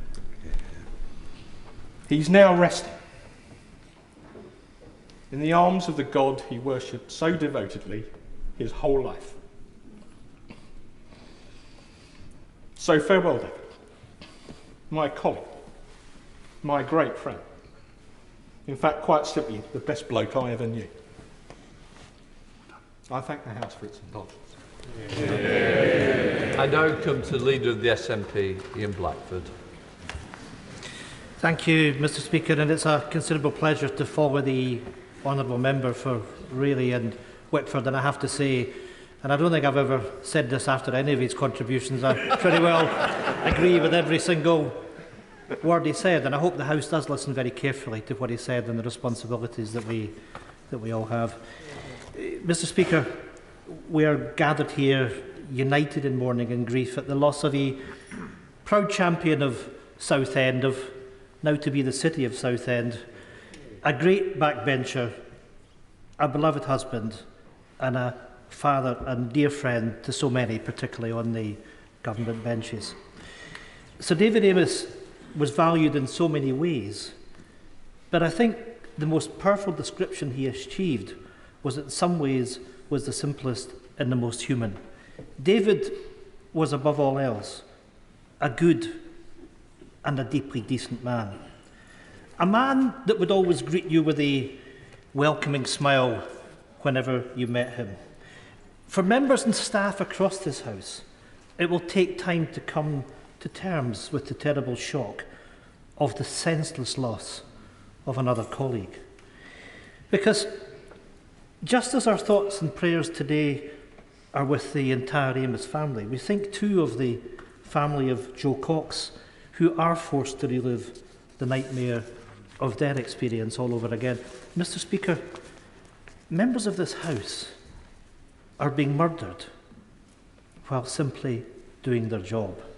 That is the terrible reality that we are faced with. And just as we face it together, we need to put an end to it together. In providing that security and safety, we need to protect all those at risk. Because we all know that it's often our staff who are at the very front line of the threats and the abuse as well. So I welcome the review underway into MP security, but I would genuinely urge the Home Secretary to also include our staff as a central part of that security review. Hear, hear. The devastating loss of Sir David has once again laid bare that twin threat of terrorism and the toxic culture of hate and intolerance that has become all too common. So today, of all days, it is crucial that we show the same spirit and speak with one voice across this House, as indeed we are doing. I stand firmly with and echo the powerful and poignant words of both the Prime Minister and the Leader of the Opposition. But I also want to commend them for jointly going and standing together in Southend on Saturday. That was exactly the right image and the right message to send. People need to see that image of unity on Saturday, and it is an image and ethos of political leadership that we need to project in public far more often. A healthy democracy that engages with passionate disagreement as appropriate. But we all know that somewhere along the way we have been badly diverted. For too long we have been dragged down a path where passionate disagreement has been infected by poison. All of us can do better not to feed into that corrosive culture. All of us have been a victim of it, and every single one of us have a responsibility to put an end to it. It is the truest tribute to Sir David that he personified exactly what we need to get to. He was a person whose politics could be forceful, but always a friendly, a person who could disagree without ever, not ever, being disagreeable. For the rest of this session, I look forward to hearing the fond memories from many of his colleagues and friends. The beautiful statement released by the Amess family last night put it better than I possibly could. David's lesson and his legacy is to show kindness and love to all. All of our memories will be of a good man and of a life well lived. May his family and community today know that the true depth of respect, affection and love that he enjoyed across this house. And may his gentle soul now rest in peace. God bless you, David. James Duttridge. David was a man of faith and convictions. Faith in his religion and convictions in his politics. He was, above and beyond everything else, a family man and a very funny man. He'd often break all the rules, cutting through pomp and ceremony and connecting with people. When introducing me, he'd always make up a story. I was the Strictly Come Dancing winner at his annual party for people over the age of 100. Before there was ever a raffle, he'd describe me as a lottery millionaire at a charity fundraiser. My favourite icebreaker is meet James. He's my neighbour. He's recently got out of prison. He'd hold the audience with his anecdotes and stories, and I would like to share the story of the boiled sweet. David was a regular visitor to the Vatican, given his faith, and in the receiving line, perhaps slightly absent-mindedly, being used to these things, people were getting items blessed. David, having a sore throat, reached into his pocket for a boiled sweet. David got his timing wrong. The Pope took the sweet, thinking it was a revered object to be blessed. Blessed the revered object. And David had to put it in his pocket. A holy sweet. And when David would tell the anecdote, as he would do many a time, I suspect you've all heard it, he'd again reach into his pocket and say, "And this is the sweet that was blessed." Mr. Speaker, I suspect there have been many sweets passed off as the holy sweet, but there is only one chosen one. As the neighbouring Member of Parliament for what we now must say is Southend City, and thank you, Prime Minister. Yeah. It means a lot to everybody, it really does. People would sidle up to me, colleagues would sidle up to me and say, "You're David's neighbour, aren't you?" And I'm like, a bit tentative, yes. But I knew what was coming. It was always an outrageous story of his behaviour at a meeting, or particularly on overseas trips, that just completely broke the ice. He was indeed a great man. He loved animals, but there will no longer be the infamous dog of the day tweets. He would never again dress as a knight in full battle finery, mount a horse and ride across the city of Southend as he did after receiving a knighthood. This really is unbelievable. I'm making it up. Mr. Speaker, seriously, thank you for coming on Saturday. To have the Prime Minister, the Leader of the Opposition, yourself there, sent a real message to the town, the city, that the nation cared and the nation was mourning with us. The impact of David's death has been profound on the city. Southend are in shock, and I'm in shock, and I'm told that the pathway going forward for the city will be difficult. Having spoken to people around Joe Cox's family, I know this is going to be a long process. We don't want to be the city where the MP was murdered. We want to be the city with the longest pleasure pier in the world, with a great airport, with a successful football team. even if David was conflicted on the latter matter as a confirmed man of the East End and a West Ham supporter. He loved his mum, who lived to 104. We all in Southend assumed David would go on forever. The late Eric Forth told me that David would be the father of the house. I just thought it was going to be thus one day, but it was not so. In gathering my words, I thought of the phrase, cut short in his prime, and then smirked to myself, given they were somewhat ridiculous, age 69. But he was sprightly, He was a secret gym goer, a head full of floppy hair. I just felt that there was more ahead of him than behind him. Sadly, his future was stolen from us all, and Southend and this house are poorer for it. Over the weekend, I kept watching the news, hoping that the ending of the story or news clip would be somehow different to the previous ending. At a vigil in Southend, there were hundreds of people from all walks of life. Every story was very different, but at the same time, every story was the same. David listened, David cared, David delivered. He had a knack of getting things done, and as been said, I always expected him to turn up late, so I wasn't surprised when he wasn't at the beginning of the vigil. But I really did expect him to be there, because he's always there. It's unbelievable he's not coming back. And you think of the last meeting you had with him. I think of the last Remembrance Day service, the last Christmas with him dressing up as Santa Claus, going out and giving chocolates to the kids in Neptune Ward in Southend, whether they wanted them or not.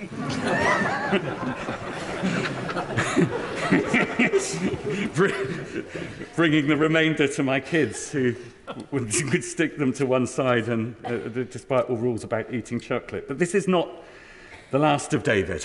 He lives on in us all. I don't think David would have seen himself as a mentor to people in this house. He wouldn't have called himself that, but that's what he was by demonstration and osmosis. David inspired great loyalty into his staff. His office was always packed with people, paperwork, and as anyone who's been there would know, fish and birds, despite the House authorities' ban on the subject. Part office, part museum of decades of political memorabilia, part pet shop. It was an office, like the politician, unique. He's survived by a lovely family, Julia, his wife, his children, David Jr., Catherine, Sarah, Alex and Florence. And it's with sadness that the family comes from all corners to be back together in the city of Southend. We pray for you collectively. Their statement yesterday was poignant. They said, we ask people to set aside their differences and show kindness and love to all. That should not be beyond us all. It is not a bad instruction to this house. Let's take that message back to our constituencies. Let's make some good of this horror. And to Julia, Southend thanks your husband for his service. Rest in peace, my good friend. Rest in peace. Can I just say, just to reassure the House, the animals are being looked after. His office is being looked after. I would just urge members now to think of others as we try and get through a very long list. I now come to Mother of the House, Harriet Hart. Mr. Speaker. Thank you, Mr. Speaker. Beyond the horror we all feel, Sir David's family is first and foremost in my thoughts, and I want to add my heartfelt sympathy to his wife and to his children. Their statement this morning, in their unimaginable shock and grief, shows such extraordinary dignity. Sir David was one of the most dedicated, but also the most affable of MPs. He looked beyond party differences to work with so many of us on a multitude of issues of common concern, and that's why there are tears on all sides of the House this afternoon.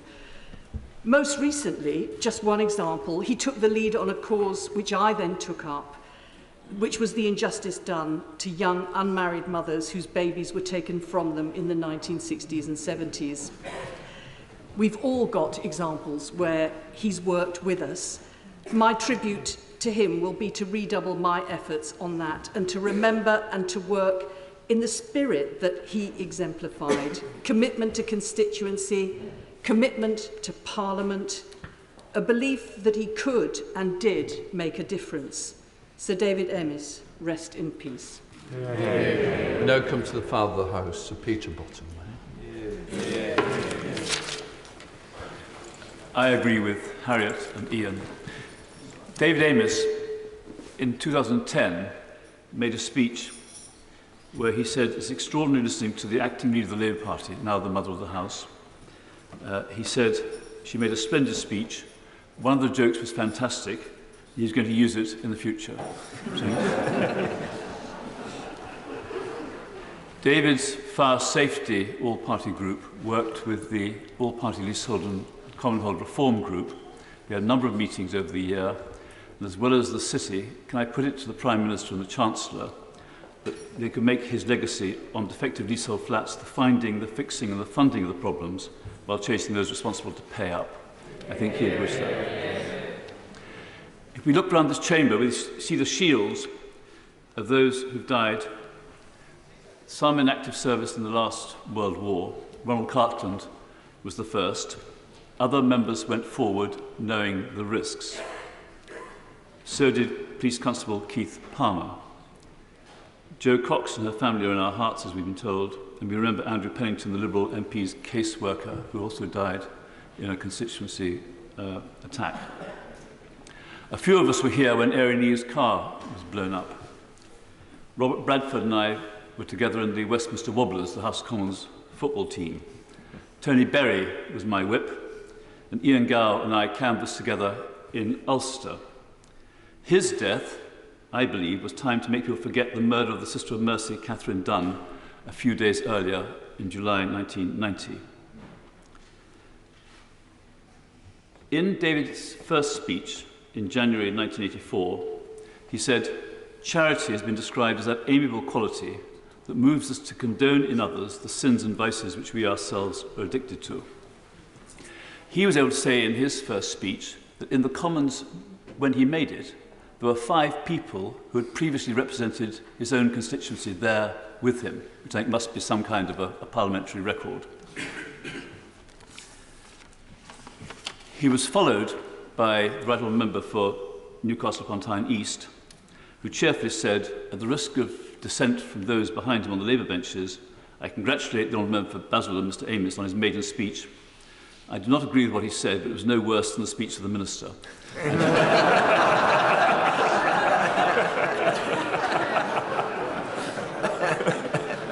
Which was a line that Douglas Jay used when he congratulated me in 1975. So it obviously must be in the sort of Labour Whip's booklet.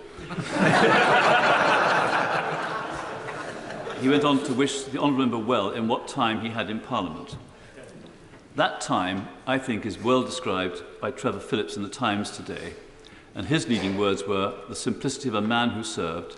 He knew his constituents well and showed them what the Tory party could be." Can we, Mr Speaker, thank you and the party leaders for what you've said over the last 3 days? And if I may say so, also add John Bercow, who in an interview I heard represented the feeling of those who have served with David in this House. Many of these attacks are done for calculated publicity and public reaction. We should try to make both act against the wishes of perpetrators. The only guarantee is that when there is a gap, it will be filled. MPs are in the middle of the pack of people at some risk. Ministers of religion, mental health workers, public transport staff, lone shopkeepers, women police officers, journalists, fair employment builders in Northern Ireland and the judiciary, and especially women and girls going home and at home. We should defend people in every walk of life, in politics and in universities, and here I mentioned mildly the philosopher Professor Kathleen Stock in my county of Sussex. St Margaret's Church, Parliament Square, where I serve as Parliamentary Warden, is where we will gather later today and for the Roman Catholic service on Wednesday. We've learnt to stand with the Irish and Northern Irish against violence. We stand with Muslims against Islamophobia, with Jews against anti-Semitism, and with all the targets of fascists and white supremacists. We do have to be vigilant, but we also have to continue to be diligent in contact with constituents. Of course, review obvious security risks, and I would argue the insecure location of the National Holocaust Memorial presently proposed at Victoria Tower Gardens.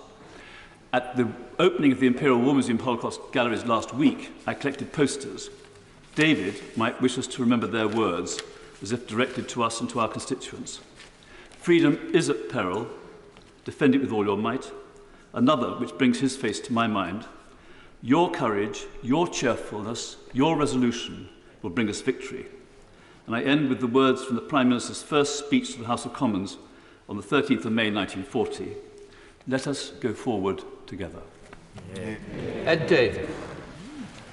The grief, the sadness and the shock we're all feeling today on the awful loss of Sir David Amess. This collective sorrow unites us all today. And like the Leader of the Opposition, I want to reach across the aisle and say to every Conservative colleague who knew David much better than many of us on these benches, has been so evident in the brilliant speeches we've heard, we feel for you.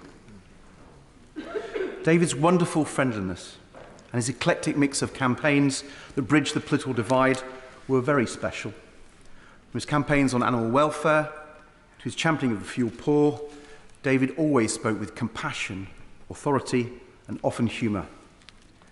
Since Friday, I've spoken to a range of people about David, not least Liberal Democrat councillors from Southend. I have to confess to colleagues opposite that not all Liberal Democrat councillors are always complimentary about their sitting Conservative MP. But about David Amess, their affection was totally authentic.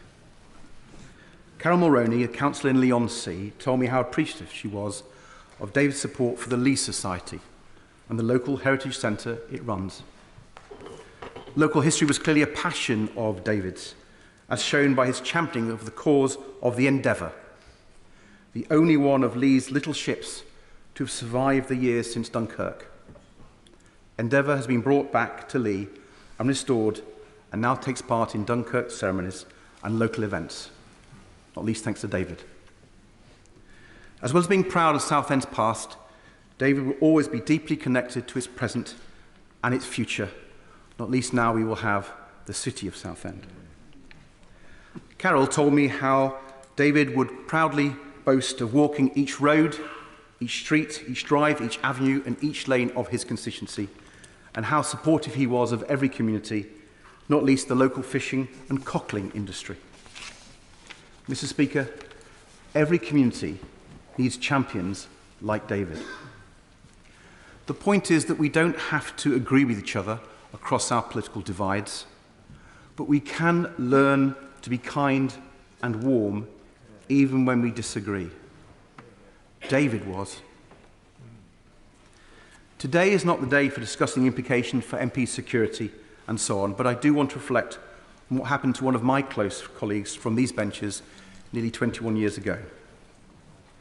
Yesterday I spoke to Nigel Jones, a former MP for Cheltenham, who many will recall, and a number have mentioned, was brutally assaulted during a constituency advice surgery. Nigel was saved that day by the bravery of his member of staff, Andrew Pennington. Andrew Pennington was killed. Andrew was a local councillor who Nigel told me used to work 7 days a week for local residents and was Nigel's right-hand person. So as we reflect on the loss of David and on the threat to MPs, let us remember this too. Our staff and many in public services face abuse, threats and violence on an alarmingly frequent basis. It's incumbent on us in this House to defend them all. I'm sure that is what David would have wanted. Theresa May. Thank you, Mr. Speaker. Laughter, service, compassion. These are three of the words that spring to my mind when I think of David Amess. Laughter, because you could never have a conversation with David without laughter and smiling. Whether it was because of one of the outrageous stories that he was telling, perhaps about one of his colleagues or somebody else.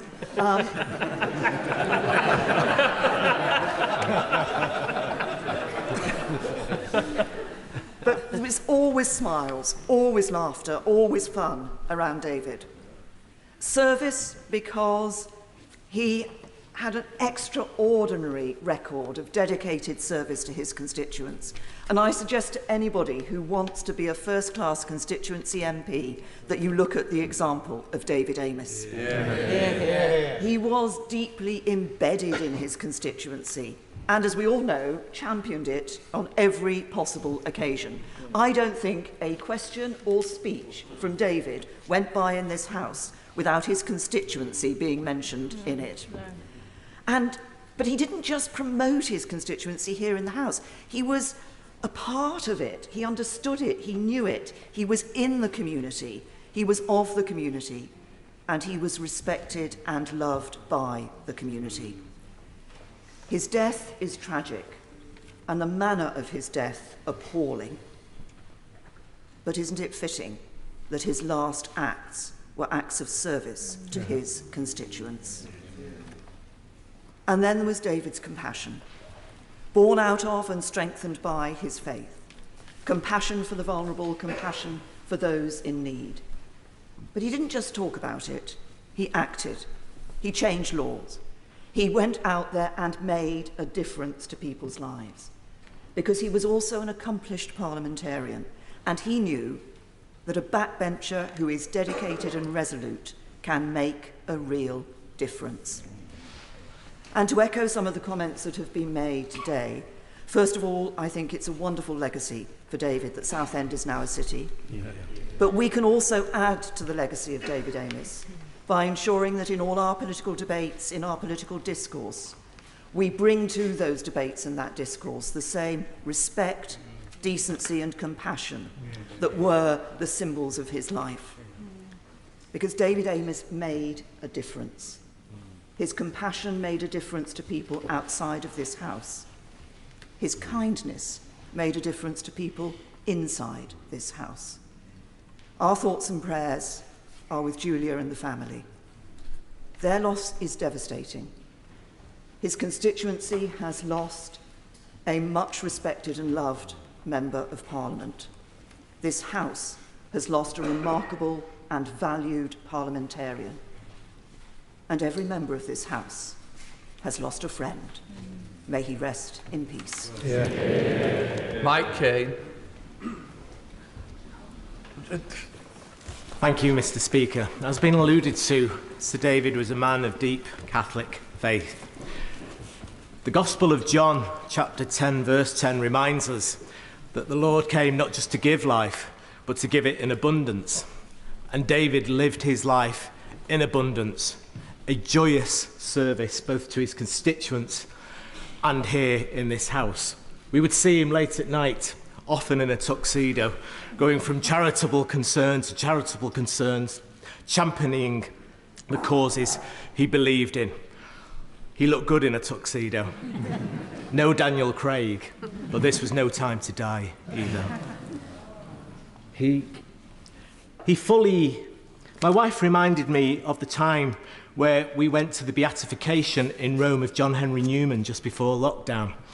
A beautiful service presided over by Pope Francis. We were whisked to the Oratorian College on one of the mountains of Rome overlooking Vatican City, where Prince Charles addressed us brilliantly. And then the royal cavalcade rushed out. Unfortunately, the parliamentarians on the trip were left stranded. The former member for Ealing North, Stephen Pound, a former naval commander, decided to lead the vanguard in a military operation to get us back down to our hotel. Like troglodytes, we entered this cave and ended up in this vast Franciscan monastery. Our party became separated. It was now more like an Ealing comedy under Stephen's leadership. My wife reminded me that I abandoned her and her safety to a lifelong Labour activist, my wife, to 3 Tory MPs getting stuck in a lift, including Basildon Mann, she said, because he was still etched on our 1992 election memory. The other 2 MPs, by the way, were North Dorset and the Fylde Coast. So I will catch Mark and Simon up about what went on in that lift, because my wife said, what an utterly wonderful man. He participated fully in the liturgy of the church. He participated fully in the sacraments of the church. While I have the attention of the front benches, Catholics believe that extreme unction helps guide the soul to God after death. So maybe we could come up with an Amess amendment, no matter where it is, in the care home or at a crime scene, that members, anybody, maybe can receive that sacrament. He believed fundamentally in the social teaching of the church, dignity, solidarity, subsidiarity to the nth degree when it came to Southend, preferential option for the poor and the care for environment. That meant he came with unique views on things such as life, death, Europe, animal protection, sometimes in chime with his party, sometimes in chime with the country, but sometimes not. He channeled the 14th century mystic, the Julian of Norwich. She said, "All things shall be well, and all manner of things shall be well." That's difficult for us all here today. His cheeky catchphrase was, "Don't worry, it will be fine." Not quite Bruce Forsyth, but he was a friend of Bruce Forsyth's and his family. He did not die a martyr, but he died, as has been said, by doing the things he loved, helping constituents. He would have known, the theologian Carl Rayner would have said, that power was a gift from God. That portcullis on the top of our letterheads gives us all that power, whether on the front bench or whether in opposition or whether on the back benches. Let's recommit to Sir David today that we will use that power for the common good. He died on the feast of St. Teresa of Avila, and she said this famously: "Trust God that you are exactly where you are meant to be. May you not forget the infinite possibilities that are born of faith. Many of you use those gifts that you have received and pass on the love that has been given to you." David used those gifts and he passed on that love. So, Sir David, may the choirs of angels come to greet you. May they lead you to paradise. May the Lord enfold you in his mercy. May he grant you eternal life. Eternal rest give to him, O Lord, and let perpetual light shine upon him. May his soul and the souls of all the faithful departed, through the mercy of God, rest in peace. Amen. Andrew Rossendale. Mr. Speaker, it was a true privilege to have known David Amess. He was simply one of the best people I've ever known in my entire life. He was a true friend. He had time for each and every one of us. He looked down on no one. He was everyone's equal. He was kind. He was generous. He was sincere. He was a man of principle and courage. He was uncompromising in what he believed to be right. He wasn't one of these who changed his views in order to progress. He knew what he believed in, and he stood firm for those things. He was a man of enormous integrity, but he was a true friend to so many of us. I knew him for around 40 years. We became friends instantly because we shared the same political views, but we came from the same background. I am from Essex. Some say East London, but I say Essex. And he knew that our instincts coming from that neck of the woods were the same, and we hit it off from day one. We were committed to this country. We love our country. He was a passionate believer in Britain, a true patriot. He was a royalist. He was never afraid to fly the flag and to champion great British values. He was a Christian and was proud to be a Christian and uphold the Christian heritage of this country. He also loved animals, as I do. And he almost loved my dogs as much as I loved his dogs. And many occasions visiting his home in Southend, often taking my own elderly mother, and he had an elderly mother who lived till 104, and when his mum died, he spoke to my mother as if it was his mother. He treated me like family. And my heart goes out to Julia and the 5 children, who were wonderful people. He had a fantastic family, and he was so dedicated to his constituencies, Basildon and Southend West. He lived for them, and he did sacrifice everything else to put his constituency first. And I will say this, Mr. Speaker, the one legacy we must hold true to David is not to let his horrific murder, the horrific way that he left us, to change our democracy. I remember the day after the appalling Grand Hotel bombing in Brighton in 1984. And I remember Margaret Thatcher, and he was a dedicated supporter of Margaret Thatcher. I remember her saying, it's business as usual. We must carry on. And I take the same view. Whatever happens, whatever we do to carry on and protect ourselves, we must not let our democracy be undermined by that kind of evil. Yeah. We must stand up to evil, defend our democracy, cherish the freedom that gives all of us the right to be here and represent our constituents and defend and cherish the freedoms and the liberties that have held our country together for generations. David was a fine example of a parliamentarian, a magnificent constituency MP, a true friend, a gentleman, a truly wonderful human being. We're going to miss him, but I feel truly privileged to have known him. Thank you, David. God bless you. Yeah. Sir Geoffrey Donaldson. Thank you, Mr. Speaker. On behalf of my right honourable and honourable friends, I rise to record the common and unified voice of the people of Northern Ireland who share in the grief and sorrow at the loss of our esteemed and much loved colleague and friend. And my condolences and sympathy to you, Prime Minister, and to your colleagues on the Conservative benches. Words cannot adequately describe nor suitably express our heartfelt sympathy. But through the words that have been spoken here today and across our nation in recent days, I pray that they sustain and give strength to David's family. No one will feel the loss of David more than his family. To his wife Julia, his beloved children, and to the wider family circle, on behalf of my party, I offer my heartfelt condolences and deepest sympathy, and trust and pray that Almighty God, the greatest of all comforters, will draw near to all of them. David epitomised the true meaning of public service. He was the model parliamentarian. He sought office not for self, but to serve others, influenced by his deep Christian faith. To champion the needs of the most vulnerable, to give a voice to the voiceless, and to stand up for the interests of the people of Southend West.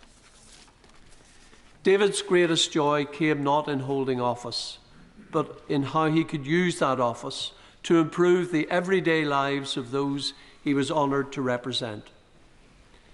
The people of his constituency, and now to and from the city of Southend, have lost their greatest champion. And I, Mr. Speaker, like members on all sides of this House, have lost a dear friend. The plaques at the entrance door to this chamber and around this chamber, in memory of the late Erin Neve, Robert Bradford, Anthony Berry, Ian Gow and Joe Cox, are a daily reminder to all of us of the threat our democracy faces in modern times. In Northern Ireland, all parties in this chamber have experienced these threats and the loss of dear colleagues at the hands of the enemies of democracy. Today, this House sends a clear message, a resounding message, that democracy in the United Kingdom will never be suppressed. Our voices will never fall silent, and we will never allow evil to triumph over good. David taught us all the true meaning of public service. He showed us the true value of public office and provided us all with a true example of faith in public life. His legacy lives on in all those causes and communities he championed, in the lives he improved, and in all those he inspired. Mr. Speaker, it now falls upon us all to take forward the beacon of hope along the path that David led us, and to ensure that the flame of his legacy is never extinguished. This House is the poorer for his loss, and this country, all of it, mourns the tragic passing of one of its most faithful servants. Our response collectively to this is simple. When one of us falls, another will step forward. Together we will continue to defend the values and ideals that David stood for and that are the foundation stones of this great nation. Thank you. We now come to Jackie Doyle-Price. Thank you, Mr. Speaker. I think the whole House will be left in no doubt of the genuine affection that Sir David's constituents held him just by watching the TV footage this weekend. And as a friend of his, I'm hugely comforted by the genuine affection that's been shown today and in response by honourable members. For me, David was a great friend as well as a great parliamentarian. Now, last week, Sir David led a delegation of the all-party group on a visit to Qatar, and he led that delegation with his characteristic good humour, dare I say, great fun, and inclusivity. And during the course of that visit, we had the benefit of an audience with His Highness the Emir. And as the meeting came to a close, David, with great flourish, referred to the need to present a gift. And with his characteristic self-deprecation, he said, "What could I give the man who has everything? Here is the inscribed copy of my book." and that was David. That was David. But I can say to you, for those of you who haven't yet read David's book, can I suggest you go out and get a copy, because the proceeds go to some of the charities that he championed. And could I also say that, in actual fact, if you read the book, it is the authentic voice of David, with his pen portraits, some of which are humorous, some of which are quite barbed.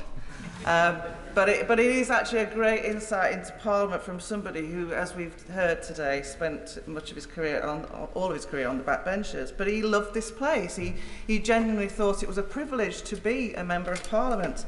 He loved his work on the panel of chairs. He was proud of the legislation that he'd secured. End of term adjournment debates. They will never, ever be the same again, will they? And he may yet have become Father of the House. But what I'd leave to the serious point here is that in the 38 years he served as a Member of Parliament, one of the things he lamented was the decline in respect for this institution and for the members within it. And the reason he lamented it was because he felt our constituents were the poorer for it. Because as that respect declined, and we just became inconveniences to be managed by public authorities rather than the genuine voice of challenge. And I think if we do anything to remember him, that is something he would wish us to collectively work to address, as that is what makes this place worthwhile. We must, in reflecting on his memory, not remember the way in which his life was taken, but remember how he lived. And his beaming face in 1992, when his victory marked a fourth election victory for the Conservatives, is of course iconic. But I should say to the House, his biggest pride was actually not that result, but the one in 1983, when he won Basildon for the first time. A victory which is against the odds as much as the one in 1992.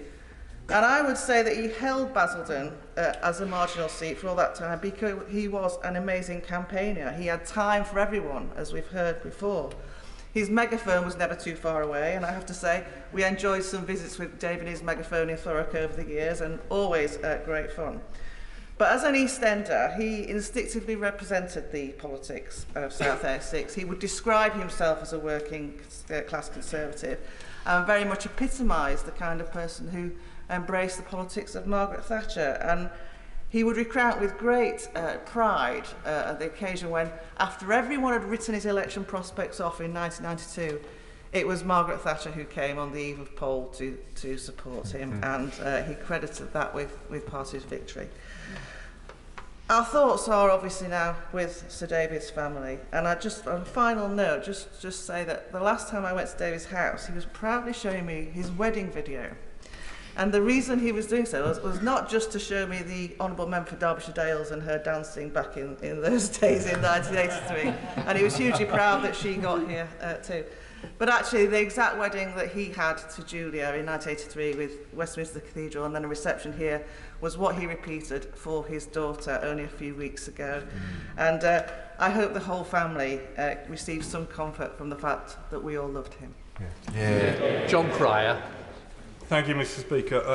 I knew David for perhaps 25 years, and for 8 years we were constituency neighbours when I was the MP for Hornchurch. And following on from one of the anecdotes given by the Honourable Member for Rayleigh and Wickford, I can remember David telling me a few times that there were a number of times when people would say on the doorstep, particularly in Basildon, "I'm going to vote for you, David, because you're a good Labour man." And I once said to him, "Did you ever put them right, David?" And he said, that was the closest I got to an answer, so I think we can all deduce from that that he probably didn't put them right. We all know, I think we all know, that David was a hyper assiduous constituency MP. And the Honourable Member for Thurrock mentioned this, the pre-recess adjournment debates. And David and I were, for a long time, both contributors to seemed like every pre-recess adjournment debate. We used to call it Whinge and Gits Day, and for those of you who've taken part, those members who've taken part in those debates, they can all probably imagine why David and I would have called it Whinge and Gits Day. And there used to be a bit of a competition to see who could get in the greatest number of constituency topics into the debate. I don't think I ever won. I think David won every time. Every debate I was in, he won with 8, 9, 10 issues that he would cover in that sort of staccato way that he had. I just want to say one more thing about David, and that is that on perhaps a more general point, there are profound and visceral issues that divide parties in this place and individuals, but they are minuscule compared to what divides us from the forces of darkness who brought this about. And just to say one more thing, and this is a deeply personal note, and this is on behalf of my wife Ellie and I, who's here, and that is that one thing I will always remember about David is that he would always ask about our sons, about our children, and how they were getting on, and that is something I will carry for the rest of my life. Sir Ian Duncan-Smith. My apologies, Mr. Speaker. I'm going to be, or I intend to be brief. After all, pretty much everything about David has been said, but that doesn't mean I can't repeat it. Can I just say, David, I knew him for 29 years when I first came in 1992. He was outstandingly and unfailingly kind, conscientious and generous, even to new members had arrived 8 years after him. And I remember it very clearly. I also remember later on, when I got to know him better, recalling that somebody in my constituency has referred to David when he was in Basildon as somebody that went always to the opening of an envelope. So I put this to him. I said, "You are accused of going to the opening of an envelope." And he said, "I damn well hope so, because I wrote it to them so I could go there in the first place." I also remember when they won Basildon Council, I think for the first time, and he was there. Not enough for David was it to just be with them when they went in. He formed a conga outside the chamber and took the whole of the newly elected councillors on a conga right the way through the council buildings and into the chamber. His sense of humour, Mr. Speaker, was always there, and it was always preceded by this megawatt smile that he could turn on like that. For most of us here in this chamber, it's hard work sometimes to be able to smile enough. But for David, it was hard work not to smile, and he would smile even in some of the most difficult circumstances. We already know, by the way, when I ceased being leader, I say with some respect to the honourable gentleman, no matter how much he's enjoying it now, it's really not cracked what it's cracked up to be, I have to tell him.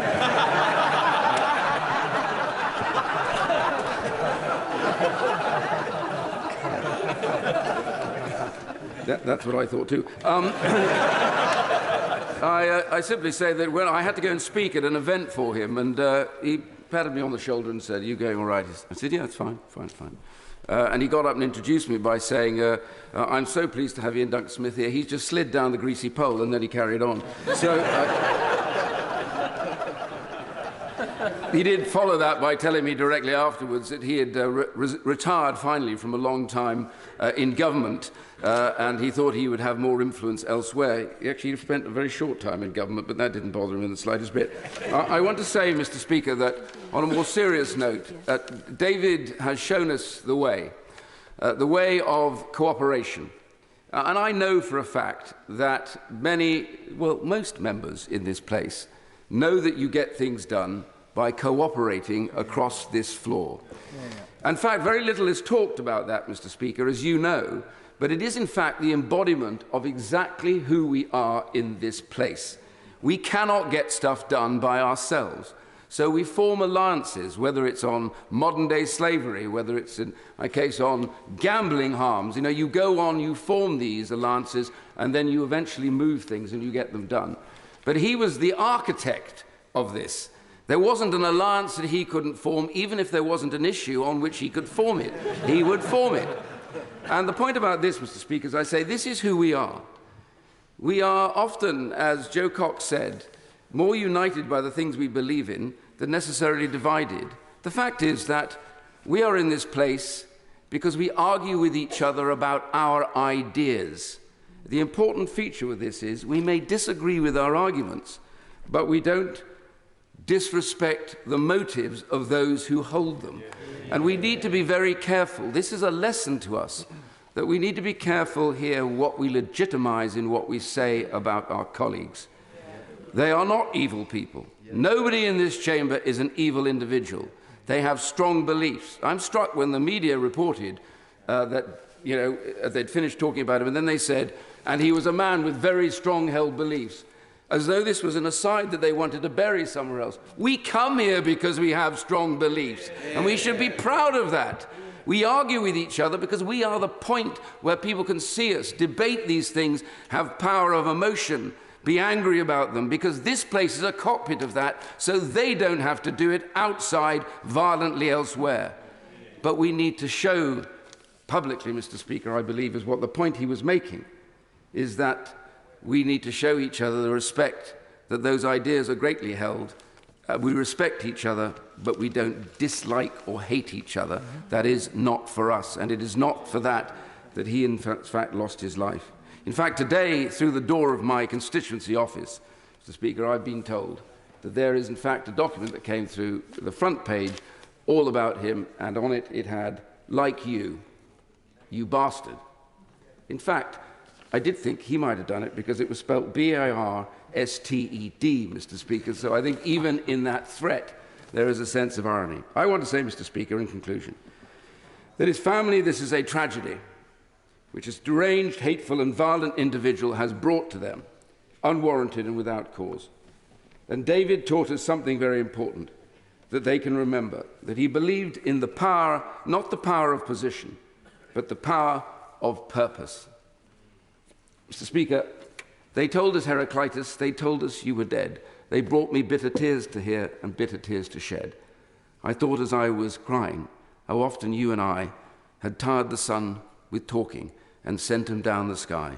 And now that thou art lying, a pile of grey ashes, long, long ago dead, thy nightingales, thy voices are awake. And that is the important thing, Mr. Speaker. He will be with us forever. Yeah. Can I just urge us to try and be brief to get plenty of others in? Yvette Cooper. Thank you, Mr. Speaker. I'll just join briefly the tributes that we have heard, because Sir David Amess asked all of us about our families, and probably we send our condolences now to his family, not just from all of us, but from all of our families too, who will be feeling very much the need to reach out to them at this difficult time. We pay tribute to Sir David's staff, who just went to work on Friday morning, just like all of our staff do, going to try and help his constituents like every one of our constituents, and had to face the unimaginable on Friday morning. Every one of us has a story of things that we worked with David on. So many different issues. For me, It was the work we did together on amendments to help child refugees reunite with their families, something he felt strongly about. And you could never predict what the issue was going to be he would feel strongly about next, but then you look back on it and think it made absolute sense that this was what he was championing, because so often kindness and compassion were at the heart of it, and for helping others too. His office is just above mine, so very often just chat to him, walking to the votes, coming across here, and really felt it just walking across here now to come and pay tribute to him, and knowing I wouldn't walk across here with him again, chatting about our families. But you could never get wrong which floor you were on, coming out of the lift to David's office. Because as many of you will know, there is hanging on his door a giant cardboard cutout of a knight in shining armour, with the helmet tilted in a jaunty way, just looking at you. And that knight in shining armour is what David will have been to so many of his constituents. Round the corner there is a box with the nodding reindeer decorations in, just ready to be spread across the corridors, because that was what David would do at Christmas time, would be just spreading joy, spreading a bit of friendship and a bit of joy. And if you stand there by that night today, you will also, Madam Deputy Speaker, I confess, hear the ethereal sound of birdsong as well, for so many reasons for David. And I think for all of us, look, Joe said to us, we have more in common than that which divides us. David showed us how to do that, because whilst he had disagreements with pretty much every one of us, he also had the unerring instinct of finding what it was he had in common with each and every one of us as well. And so when we face awful things happening, when we know that extremists try to divide us, we know that the most powerful thing that we have in our defence, in our armoury against them, and in defence of democracy, is the powerful words said on all sides of the House, in unity, in defence of democracy, but also in respect for David now. John Whittingdale. I first met David Amess nearly 40 years ago, shortly after his historic election as MP for Basildon, the image of which, the picture of his smiling face, came to symbolise the Conservative victory under Margaret Thatcher's leadership. He won because he embodied all that was best about Essex man. He was patriotic, he came from a working class background, he was devoted to his family, he was passionately independent. I got to know him when I was working for Margaret Thatcher in 10 Downing Street. He adored her.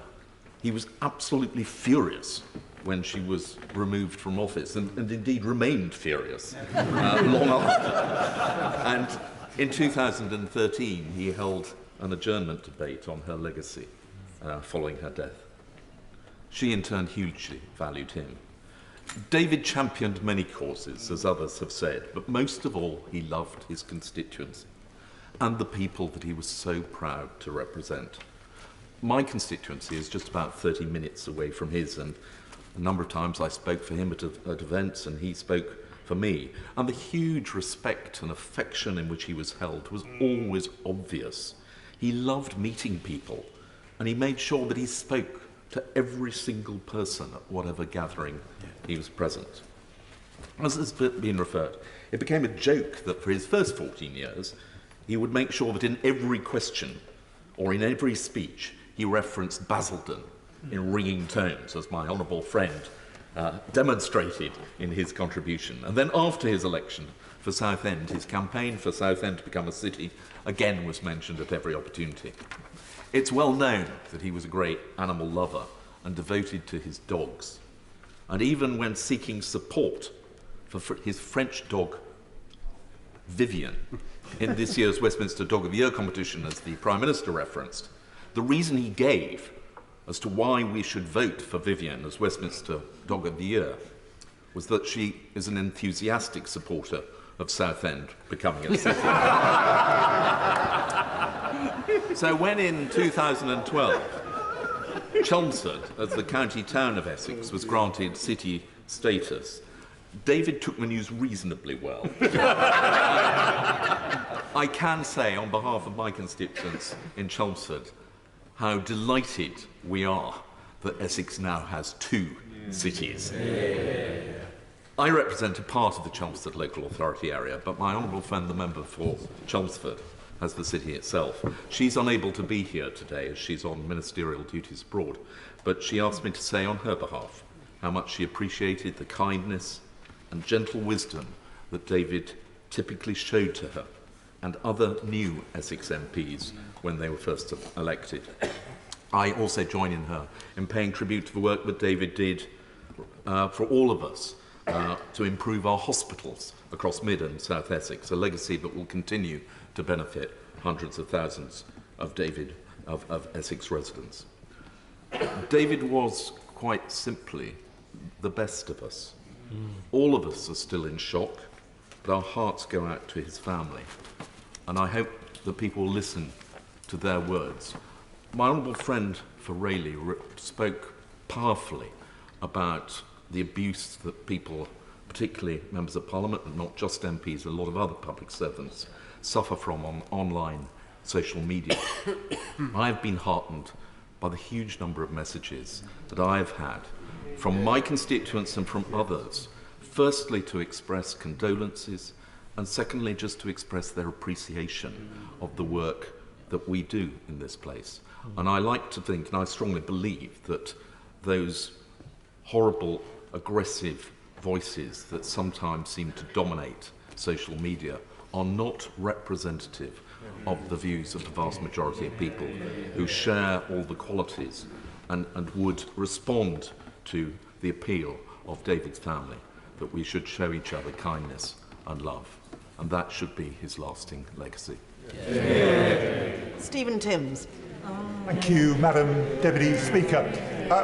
We've rightly been reminded of David's enthusiastic advocacy for the constituencies that he represented. But he was also an enthusiast for the London Borough of Newham, where he was born and grew up, where he attended the excellent St Bonaventure's Catholic School, which he stayed in touch with for the rest of his life, where he supported West Ham United Football Club, and where his mother lived until her death, as we've been reminded at the age of 104 5 years ago. I heard over the weekend from somebody who was in the sixth form at St Bonaventure's with David, but unlike David, supported the Labour Party. He told me that the politics teacher, Mr Cunningham, predicted that David was going to be a Conservative MP. But he also told me that in a period when he wasn't able to attend quite a lot of the politics lessons, David very carefully wrote out all of his notes so that his friend could copy those notes afterwards. Kindness was evident at that early stage as well. David stood for election to the council in Newham in 1974 and 1978, and for Parliament in Newham North West in 1979, before finding more promising opportunities further east. But notwithstanding party differences, his supportive interest in Newham remained. As council leader from 1990, I pressed the Conservative government to bring the Channel Tunnel rail link through a station in Stratford. David was our unwavering ally on the government side. Single-handedly, he made the campaign cross-party, and that was crucial to its success, leading to London 2012, to the regeneration that's underway at the moment. Of course, David was not initially seen as a friend by my Newham Council colleagues, who haven't seen a Conservative elected for 30 years. We all remembered David dashing our 1992 general election hopes by holding Basildon. But we invited him to our town hall celebration when the Stratford campaign succeeded. I wasn't quite sure how that was going to go, but David won over everybody with a beautifully judged speech. Newham has lost a great friend. He was accessible to his constituents. Tragically, he has now given his life. We will rightly reflect on what more we can do to stop that happening again. I wonder if we might ask the police to review our appointment lists ahead of each surgery, for example. But we mustn't give up on the accessibility of members of Parliament. If we do, the sponsors of those who attacked David and who attacked me will have succeeded. That must not happen. We would all like to have a long time to hear more of these heartwarming stories and recollections of our dear lost friend, but we are due to go to church quite soon. So I implore colleagues, please just take 2 minutes or so each, because then everyone will get a chance to say what they would like to say. Sir Roger Gale. Thank you, Madam Deputy Speaker. We've heard magnificent tributes from the Prime Minister, from the Leader of the Opposition, from David's Essex colleagues, and from many on the opposition benches as well. And I think we are all grateful for that. And the tone of the House is as the House can be at its best. I want to speak just a couple of minutes, speaking on behalf of the remnants of the class of '83. We came in, 100 of us, in 1983. Now there are, sadly, only 2 remaining with continuous service, and another 3 who have come back, having left the House briefly. We had all hoped and expected that in the fullness of time, once my right honourable friend, the member for Worthing, has surrendered his position, by which time, of course, David would have been a very old man, we had hoped that he would become the father of the House, because he would have made a magnificent successor to my right honourable friend. Sadly and cruelly, that has been denied. Those of us, many on both sides of the House, who worked with David on his campaigns, had that privilege, whether that was on fox hunting when it was unfashionable to do so, whether it was on the reunification of Cyprus or Iran, or pensions for expat UK citizens, or a whole range of other issues. Know just what a doughty campaigner he was. And that clearly is why he was so loved in his constituency. Madam Deputy Speaker, the Speaker said at the weekend that David's death had left a void in this House. And of course, he was absolutely right. There is another void in David's family home. I hope that David's wife, Julia, and his children will take comfort from the fact that across this House, there is clearly nothing but affection for his memory. And that must speak volumes for the man whose life we celebrate today. Yeah. Kim Leadbeater. Thank you, Madam Deputy Speaker. I've spent a lot of time over the weekend thinking about what to say if I got called today, or indeed whether to say anything at all, because I didn't know David personally. It's been a traumatic few days for many people, none more so than David's family and friends, and it's they who remain at the forefront of my mind this afternoon. But sadly, I know from my own all too similar experience that in reality, there is nothing anyone can say to make things all right for them. But nor is it any use to stay silent. So I welcome this opportunity to pay tribute to someone who was clearly a well-respected and much-loved colleague to many people in this place. For reasons that I would never wish on any other member of this House, or indeed anyone, I do have a unique perspective on what those closest to David are going through, and I want to send them my love, support and solidarity from myself, my parents, our family and the people of Batley and Spen. I've blocked out much of what happened when Joe was murdered, but I remember very clearly the moment I took the phone call saying she had been attacked. I remember physically trembling and the visceral pain that overtook me, and it breaks my heart to think that another family has had to experience that phone call and the nightmare which follows. It's a roller coaster of deep trauma that no one should have to experience. I also know that David's family will still be in utter shock, as I know many of you are.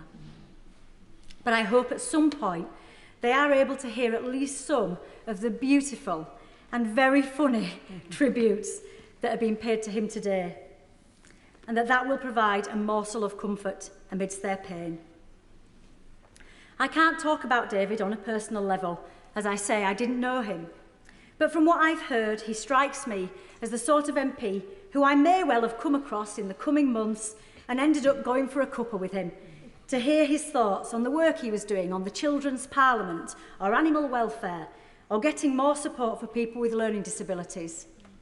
We would have been two backbench MPs from different parties and different parts of the country discussing issues close to our hearts. And I imagine it would have been a lot of fun. But sadly, that day will never come.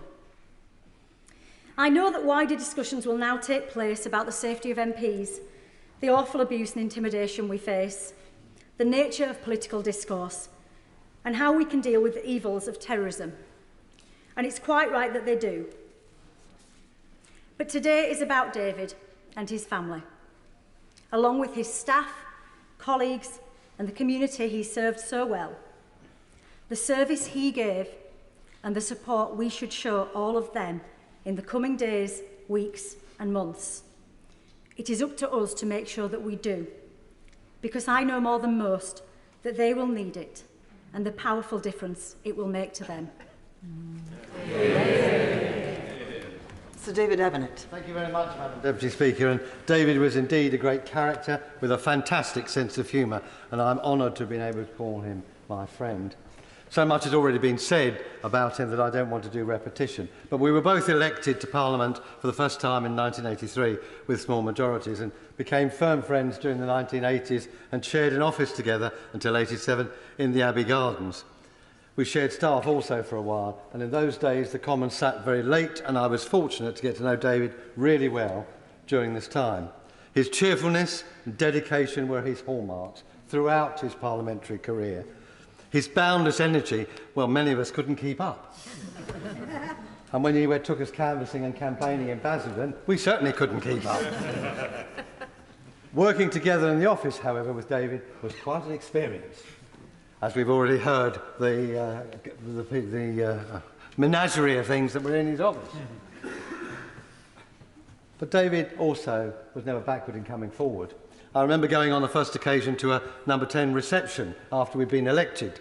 And of course, I was in awe of every Prime Minister, including the current one, of course. Margaret Thatcher was the Prime Minister, and of course, she said, I can't do her accent, but she put her head on one side, the two Davids. And I just said, well, Prime Minister, lovely to be here, and all the rest of it. And David Amess said, well, I've never been here before, can you do me a tour? At that moment, I wish I had quietly died. But she said, yes, I'll come and get you later. And she did. We had a tour, and she said, but I'm going to take you upstairs to the flat and show you upstairs. And she said, this is where, of course, I cook Dennis's breakfast. Really? He said, he has cooked breakfast? Yes, she said. Well, it's very pokey up here, isn't it? He didn't think much of it. So he never had aspirations to be Prime Minister, I think. Or if he did. Anyway, he was a friend. I was privileged to know him, privileged to work with him on so many campaigns. He was a great parliamentarian, a great politician, a fantastic advocate on behalf of his constituents, and a great champion of our nation. He was also one of the nicest, kindest, and most genuine people I've ever met, always smiling, and was an indefatigable campaigner for all the many issues that he held dear. We're all devastated by his murder, and I'm privileged to know his wife and family over the years, and we think of them and we grieve with them. But we will remember his legacy, and we will look on the positive side, because one thing David Amess always was very positive. Yeah. And I'm proud to have known him. Thank you. Yeah. Martin Day. Thank you, Madam Deputy Speaker. If you had told me before I was elected in 2015 that just a few years later I'd be sitting at home greeting over the death of a Thatcherite Tory MP, I would not have believed you. But my partner Nadia and I did just that, for it was David who had died. David was the first cross-party friend I made in the Commons when I was elected. He was a joy to work with on committee, and he roped me into all sorts of APGs and escapades as well. And he will be sorely missed. He will not, however, be forgotten. And when I think back on my memories in this place, the most favourite ones will feature David. He already, I should say, features in a number of my Burn Supper speeches around a story of a haggis, but that's too long to tell in these short tributes. And I hope I can find the energy and the enthusiasm to tell it with the fun that it deserves. So let me just pay my respects to David and send my best wishes to his family. I cannot believe what they will be going through at this time. Thank you. Sir Graham Brady. Thank you, Madam Deputy Speaker. I'll be brief because I know there are many others who still want to pay their respects and give their tributes. As a dedicated and effective backbench Member of Parliament, it's right that I should pay tribute as Chairman of the 1922 Committee, but I wanted to say a few words today because I've, like so many others, had the privilege of his friendship for the last 24 years. And I'm deeply touched by the tributes that have been paid across the House, moving tributes from the Prime Minister and from the Leader of the Opposition. I'm pleased to follow my friend, the Chairman of the Parliamentary Labour Party. My neighbour from Wythenshawe and Sale East, who was one of the first on Friday to get in touch with me to offer his condolences, which is much appreciated. And I think we all have had so many messages of condolence from constituents and others since that terrible news on Friday. I think people across the country could sense the goodness, the kindness, the decency of the man that we have lost. And I think it's wonderful we've had tributes to the great achievements that David had in politics. It's also wonderful that we've had so many references right from the start to the joy that David brought into all our lives and into so many other lives too. He clearly enjoyed the House of Commons, he enjoyed politics, he loved meeting people, and I hope that is something that will stay with us. I'll just say, finally, my recollection always, over the last few years especially, I'd see him in Portcullis House, he'd see me coming the other way, the infectious smile would begin, and you knew that he was looking forward to starting the conversation. What are they doing now, Graham? He'd say, and why are they doing this? And I will miss that. And like others, I'll still be looking out for him.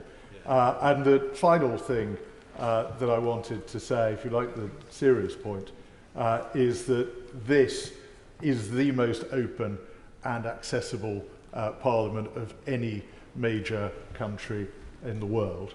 And the right tribute to David must be that it remains so, that we will take sensible precautions, but we will keep open and we will continue to connect with our constituents as he did so brilliantly. Sarah Dines. Thank you, Madam Deputy Speaker. It is with incredible sadness, and I have to admit some anger, that I rise to pay tribute to my friend David today. I was fortunate enough to have known David before he entered this House, as a friend, a family friend, and some 3 decades later as a parliamentary colleague. My mother, Elizabeth, was his association chairman and at times election agent in Basildon, before, during and after the 1983 election. He was, of course, MP for Basildon as well as Southend, from Basildon from 1983 until 1997. When I made my maiden speech last year, like many other members who came new to this House, he was there. He was seated just behind me. His face beamed with delight when I recalled as a teenager when I'd been the YC representative on his committee that selected him to become the prospective Conservative candidate for Basildon in 1983. I remember then, not now, that young, that very enthusiastic candidate, a very good-looking, unconfirmed bachelor, with a flowing new romantic hairstyle. He fought a very energetic election campaign in '83 with a very, very small team of helpers. We all had our jobs. I made cups of tea. I was 16 or 17 at the time. We came back after a hard day's canvassing. My father, Tony, often had to go and find him. He'd be talking to somebody, or more often, he would just have run out of petrol. That was David. David was, of course, briefly, I'll just go on, a recipient of constant motherly advice from my mother, who was his chairman. It was, don't worry, of course you're going to win. You'd better get married now, David, and you need to have some children, right through to, you'd better get a haircut. Of course, he did win Basildon. He married the love of his life, Julia, and the children followed one after another in rapid succession, but he never did get that haircut. I know David as a showman. I could tell you numerous stories. I've had to throw most of the best ones away. But what I will say is that when I found myself on these benches following the last election, he was delighted. He went out of his way to settle me into the institution he loves so much. And I know that he mentored many others, not just me. And I speak on behalf of all of the 2019 intake and say how very sad we are to lose him. Liz Saville-Roberts. Diolch yn fawr iawn, Lefarydd, and it is an honour to rise to speak on behalf of my party and to send commiserations to Sir David's family and friends and colleagues. And I think the one thing that I would really like to emphasise, I think for people outside, do not actually appreciate possibly how much we work together and how much of an honour it is to work together and how we, by that, achieve so much. And just one other thing that I would like to say, I think for all of us here, just the reality of what democracy actually is. Democracy is what we have developed as the means that we do not no longer attack each other and use violence to achieve our aims.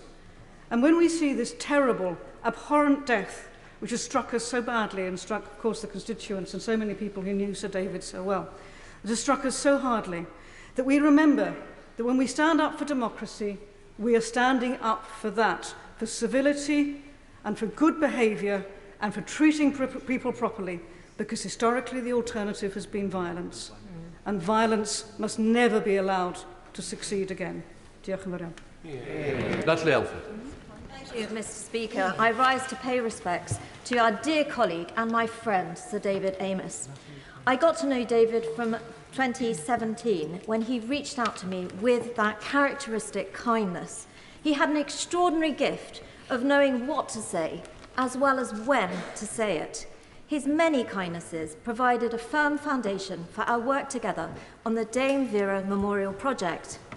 He was a Christian soul, a fellow Catholic, and his life fully reflected his beliefs.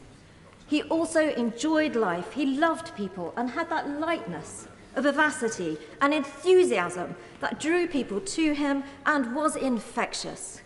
For so many months, we have been working together on the Dame Vera Memorial at the White Cliffs of Dover. He spearheaded this project from the very beginning. From similar working class backgrounds, we shared a commitment to creating opportunity and social mobility, so it made sense that the Dame Vera project is the centrepiece of our Levelling Up Fund bid for Dover, one that brings together opportunity, jobs, culture and entertainment. For as the House knows, David was a great entertainer as well as campaigner.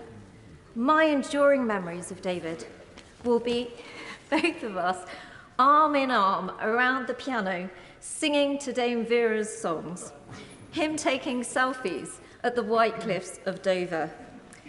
The Dame Vera project was very close to David's heart.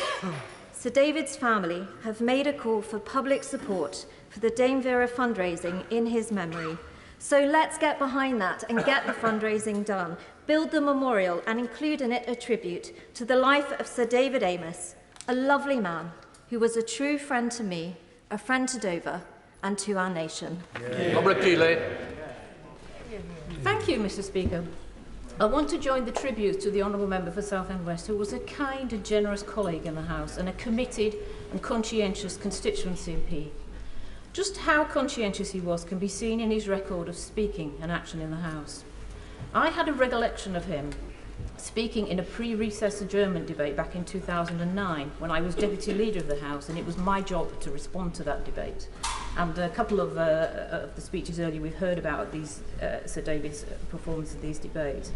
I remembered that Sir David had raised many, many points that day to be answered or sent for action in departments. So I looked back at the pre-Christmas recess adjournment debate in December 2009. I found this amazing list of matters which Sir David raised with me. His view of then Labour government, the state of the economy, small shops, having visited every small shop in his constituency in the summer recess, the pay of public servants and the scrutiny of public sector pay, communications with his chief constable and decision-making structures in the police, our forces serving in Afghanistan, the Chilcot inquiry, solvent abuse, Vioxx and compensation for UK users of it, tax credits and the tax credits helpline, the Southend Association of Voluntary Services and funding for them, services for people with rheumatoid arthritis, seat belts and the risks of people not wearing them. And he concluded, as it was the pre-Christmas adjournment debate, this impressive list by talking about the issues of unwanted pets at Christmas and the work of the International Fund for Animal Welfare. I have to say to my honourable friend, the member for Leighton and Wanstead, that was 15 issues. The reason he beat you in these debates is that it wasn't 8, 9 or 10. That's why he won. So,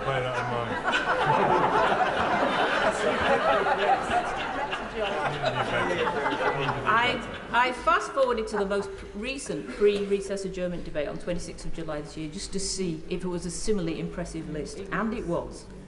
Care costs, both of self-payers and council-funded costs, the accessibility of housing for people with a disability, use of tidal power, the safety of jet skis, single-use plastics, sewage discharge from storm overflows, planting of trees in Southend for the Queen's Platinum Jubilee, banning live export of animals for slaughter, the pension ombudsman, approaches to working with vulnerable children, the public appeal for a permanent memorial in Dover to Dame Vera Lynn, which he helped to launch, good wishes for our Olympic and Paralympic athletes, praise for a constituent who had done a wing walk for charity, centenary of the British Legion, and, as ever, Mr Speaker, a plea to make Southend a city.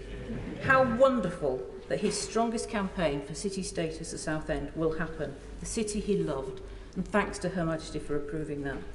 Mr Speaker, I'll finish by saying this. There were so many causes that Sir David championed, and so many of us worked cross-party with him on issues such as support for people with endometriosis, there was going to be a debate on that today, and children with learning disability. David's family have asked us to renew our commitment to the many causes he championed. It is a heartwarming tribute to David's work that Southend will become a city. We will continue that tribute by renewing and carrying on the work he started. Mr Speaker, may I begin by giving my condolences and prayers to his wife Julia and his 5 children. Mr Speaker, not only did Sir David represent the people of Southend West and was a dedicated campaigner on a broad range of issues, achieving some real meaningful changes, he also spent a great deal of time representing this House and overseas delegations, and this is what I want to focus on this afternoon. Sir David was an active member of the IPU, the CPA, and a number of APPGs, including the APPG for the Holy See, and it was on delegations like this that I first got to know Sir David well. It's well documented that Sir David was a devout Catholic, but even in the hallowed walls of the Vatican, Sir David did not lose his mischievous sense of humour. I think of a time when we were in the Vatican for the canonisation of Cardinal Newman, which has already been referred to, and we attended a high-browed theological seminar with cardinals. Midway through, David whispered to me, "Isn't this fabulous? I can see you're loving it."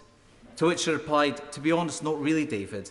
I'm not really understanding it." And it was at the tea break that David and I slipped out like errant schoolboys. I said to him, "David, are we not going to get into trouble walking through the Vatican gardens?" He said, "Nah." And no, we did. But as you're aware, Mr Speaker, not all meetings are engaging or go according to plan. And I remember vividly a meeting with a foreign minister. In this case, a foreign minister that demanded that the meeting take place in English. The only problem being that that foreign minister did not actually speak English, but had instructed his translators not to intervene. Several minutes in, with only the minister understanding what had been said, and parliamentary colleagues becoming increasingly frustrated, I passed David a note saying that this was getting ridiculous. David simply smiled in his usual way. About a minute later, Sir David leant forward and said to the Minister, "Minister, your English is superb. Where did you study?" With tears rolling down colleagues' cheeks and nobody able to make eye contact for fear of damaging the reputation of this House. But this was a perfect example of Sir David deploying his full sense of humour and ability to address serious situations in a polite and jovial tone. Mr Speaker, just last week, I and others in this House had the privilege of spending time with Sir David on a parliamentary delegation he was leading. He was at his very best, ensuring that colleagues of all levels of seniority were made to feel included and that they played an active role. Every day we conducted serious business, but he made sure we always found time to laugh. It will come as no surprise that even there he found time to demand that Southend be made a city. This House has lost a great representative, his family, a father and husband. I have lost a dear friend, but it was a real privilege to be with him on his final adventure. Thank you, Mr Speaker. Very McCarthy. Thank you, Mr Speaker. I think if David had been here to hear the word today, he would have loved the fact that there was so much humour in the contributions from people, as well as the obvious warmth and respect for his decency. I think, it's just so obvious how genuine the tributes are. I knew him fairly well because of working with him on animal welfare issues. And all I really want to do today is to just quote from some of the animal welfare groups that have paid tribute to him on social media. World Animal Protection talked about his support for calls for an end to the global wildlife trade. The Dogs Trust said that they were devastated to hear of his death. He worked with them on supporting the end to the cruel puppy smuggling trade. The Animal Aid posted a picture of him supporting a call for an end to a ban on, or calling for a ban on game bird battery cages, said that they were shocked and sad and described him as a friend to animals everywhere. And I feel particularly for the Blue Fox campaigners, which is the Conservative campaign against fox hunting. And when that was first established, only a very few MPs on the Conservative benches were supporters of that. And Sir David was so integral, and he's got us to a place now where it's really, I think, a bit of a moot point whether there would ever be a successful attempt to overturn the fox hunting ban, and that's because we've managed to win the debate on both sides of the House rather than just on this side, and he was just so much a part of that. Peter, another animal welfare campaign, have said that they're going to add a leaf with his name on it to their Tree of Life memorial, which celebrates individuals who've made a difference, and they say that he did that in spades. And finally, I just want to, there was a lovely tribute to him from Nick Palmer, who was an MP on the Labour side in this House and overlapped with him for quite some time, but he's now at Compassion in World Farming. And he wrote a lovely article in the last few days, and he said he was especially struck by Alistair Campbell's comment that the first thing you noticed when David entered the room was his beaming smile, and that many of us, that not many of us are remembered in politics, are remembered especially for our smiles. And he which I think is fair to say.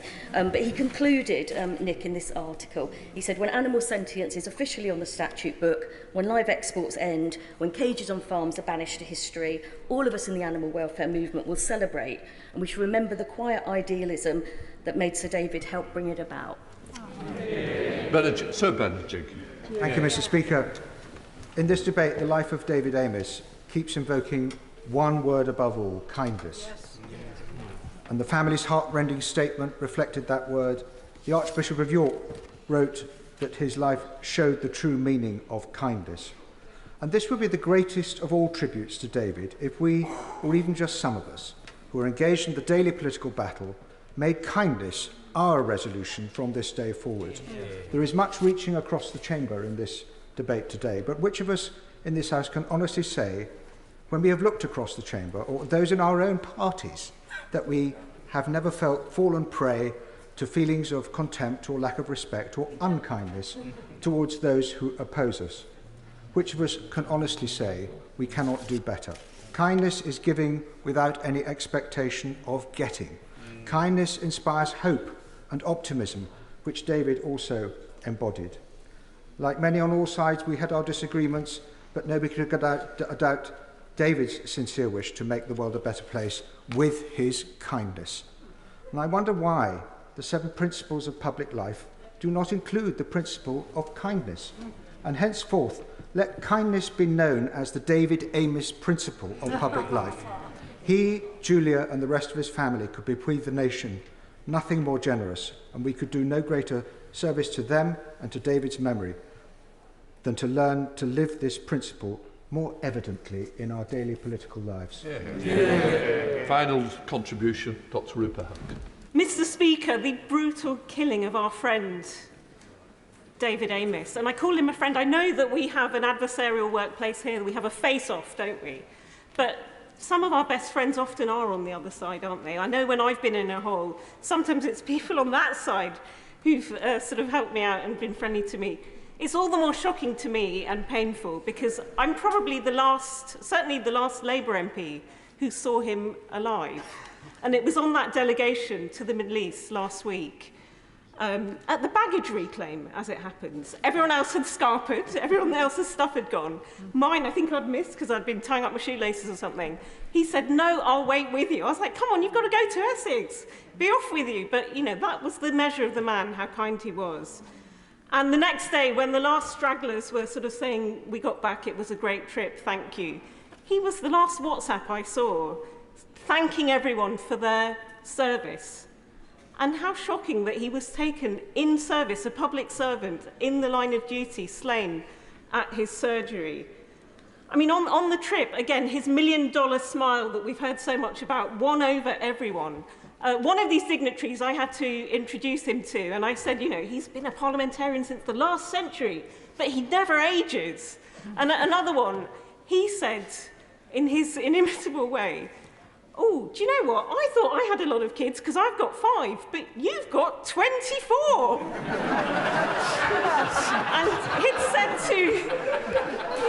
to us in advance on the coach, ladies, when we get there, I don't want any ruffling of his hair, any sitting on his lap, any twiddling of his tie, because he's already got 3 wives and he doesn't need any more. Anyway, look, everyone's got so many Amessisms, and I was with him for a week, so I miss him dearly. I was shocked. I could not process that news. I had to go and do my own in-person surgery at the time. When I got on the panel of chairs, he said, you should be a shadow minister by now. No comment. But anyway, look, he didn't want, you know, party profferment, and nor do I in that case. And so look, when our dear friend, and it was so brilliant to hear from Kim, who's a dear friend already in a short space of time, when Joe Cox was taken from us, we all said that we should live by the diktat of more in common. I feel in life we should be all a bit more like David, and that means being less cross and more cross-party. Thank you. The question is that this House do now adjourn. As many of that opinion say aye. Aye. The ayes have it, the ayes have it. Order, order. We will now follow the Sergeant-at-Arms to process to St Margaret's Church for the service of remembrance. But can I say, for MPs and staff who wish to watch the service at St Margaret's, it will be live on the Annunciator channel 505. Yeah, that sounds good, doesn't it? We're on to me through.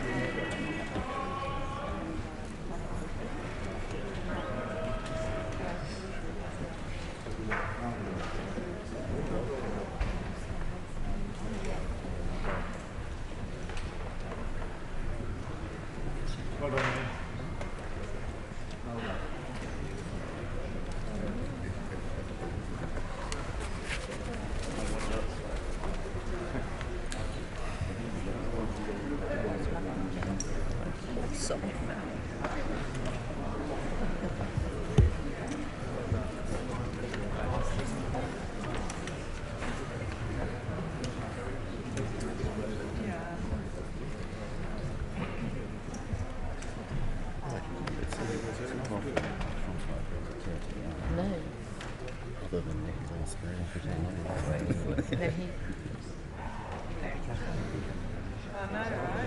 Extraordinarily. Bad luck, he didn't get in. The only Essex MP didn't get in. Well, hey.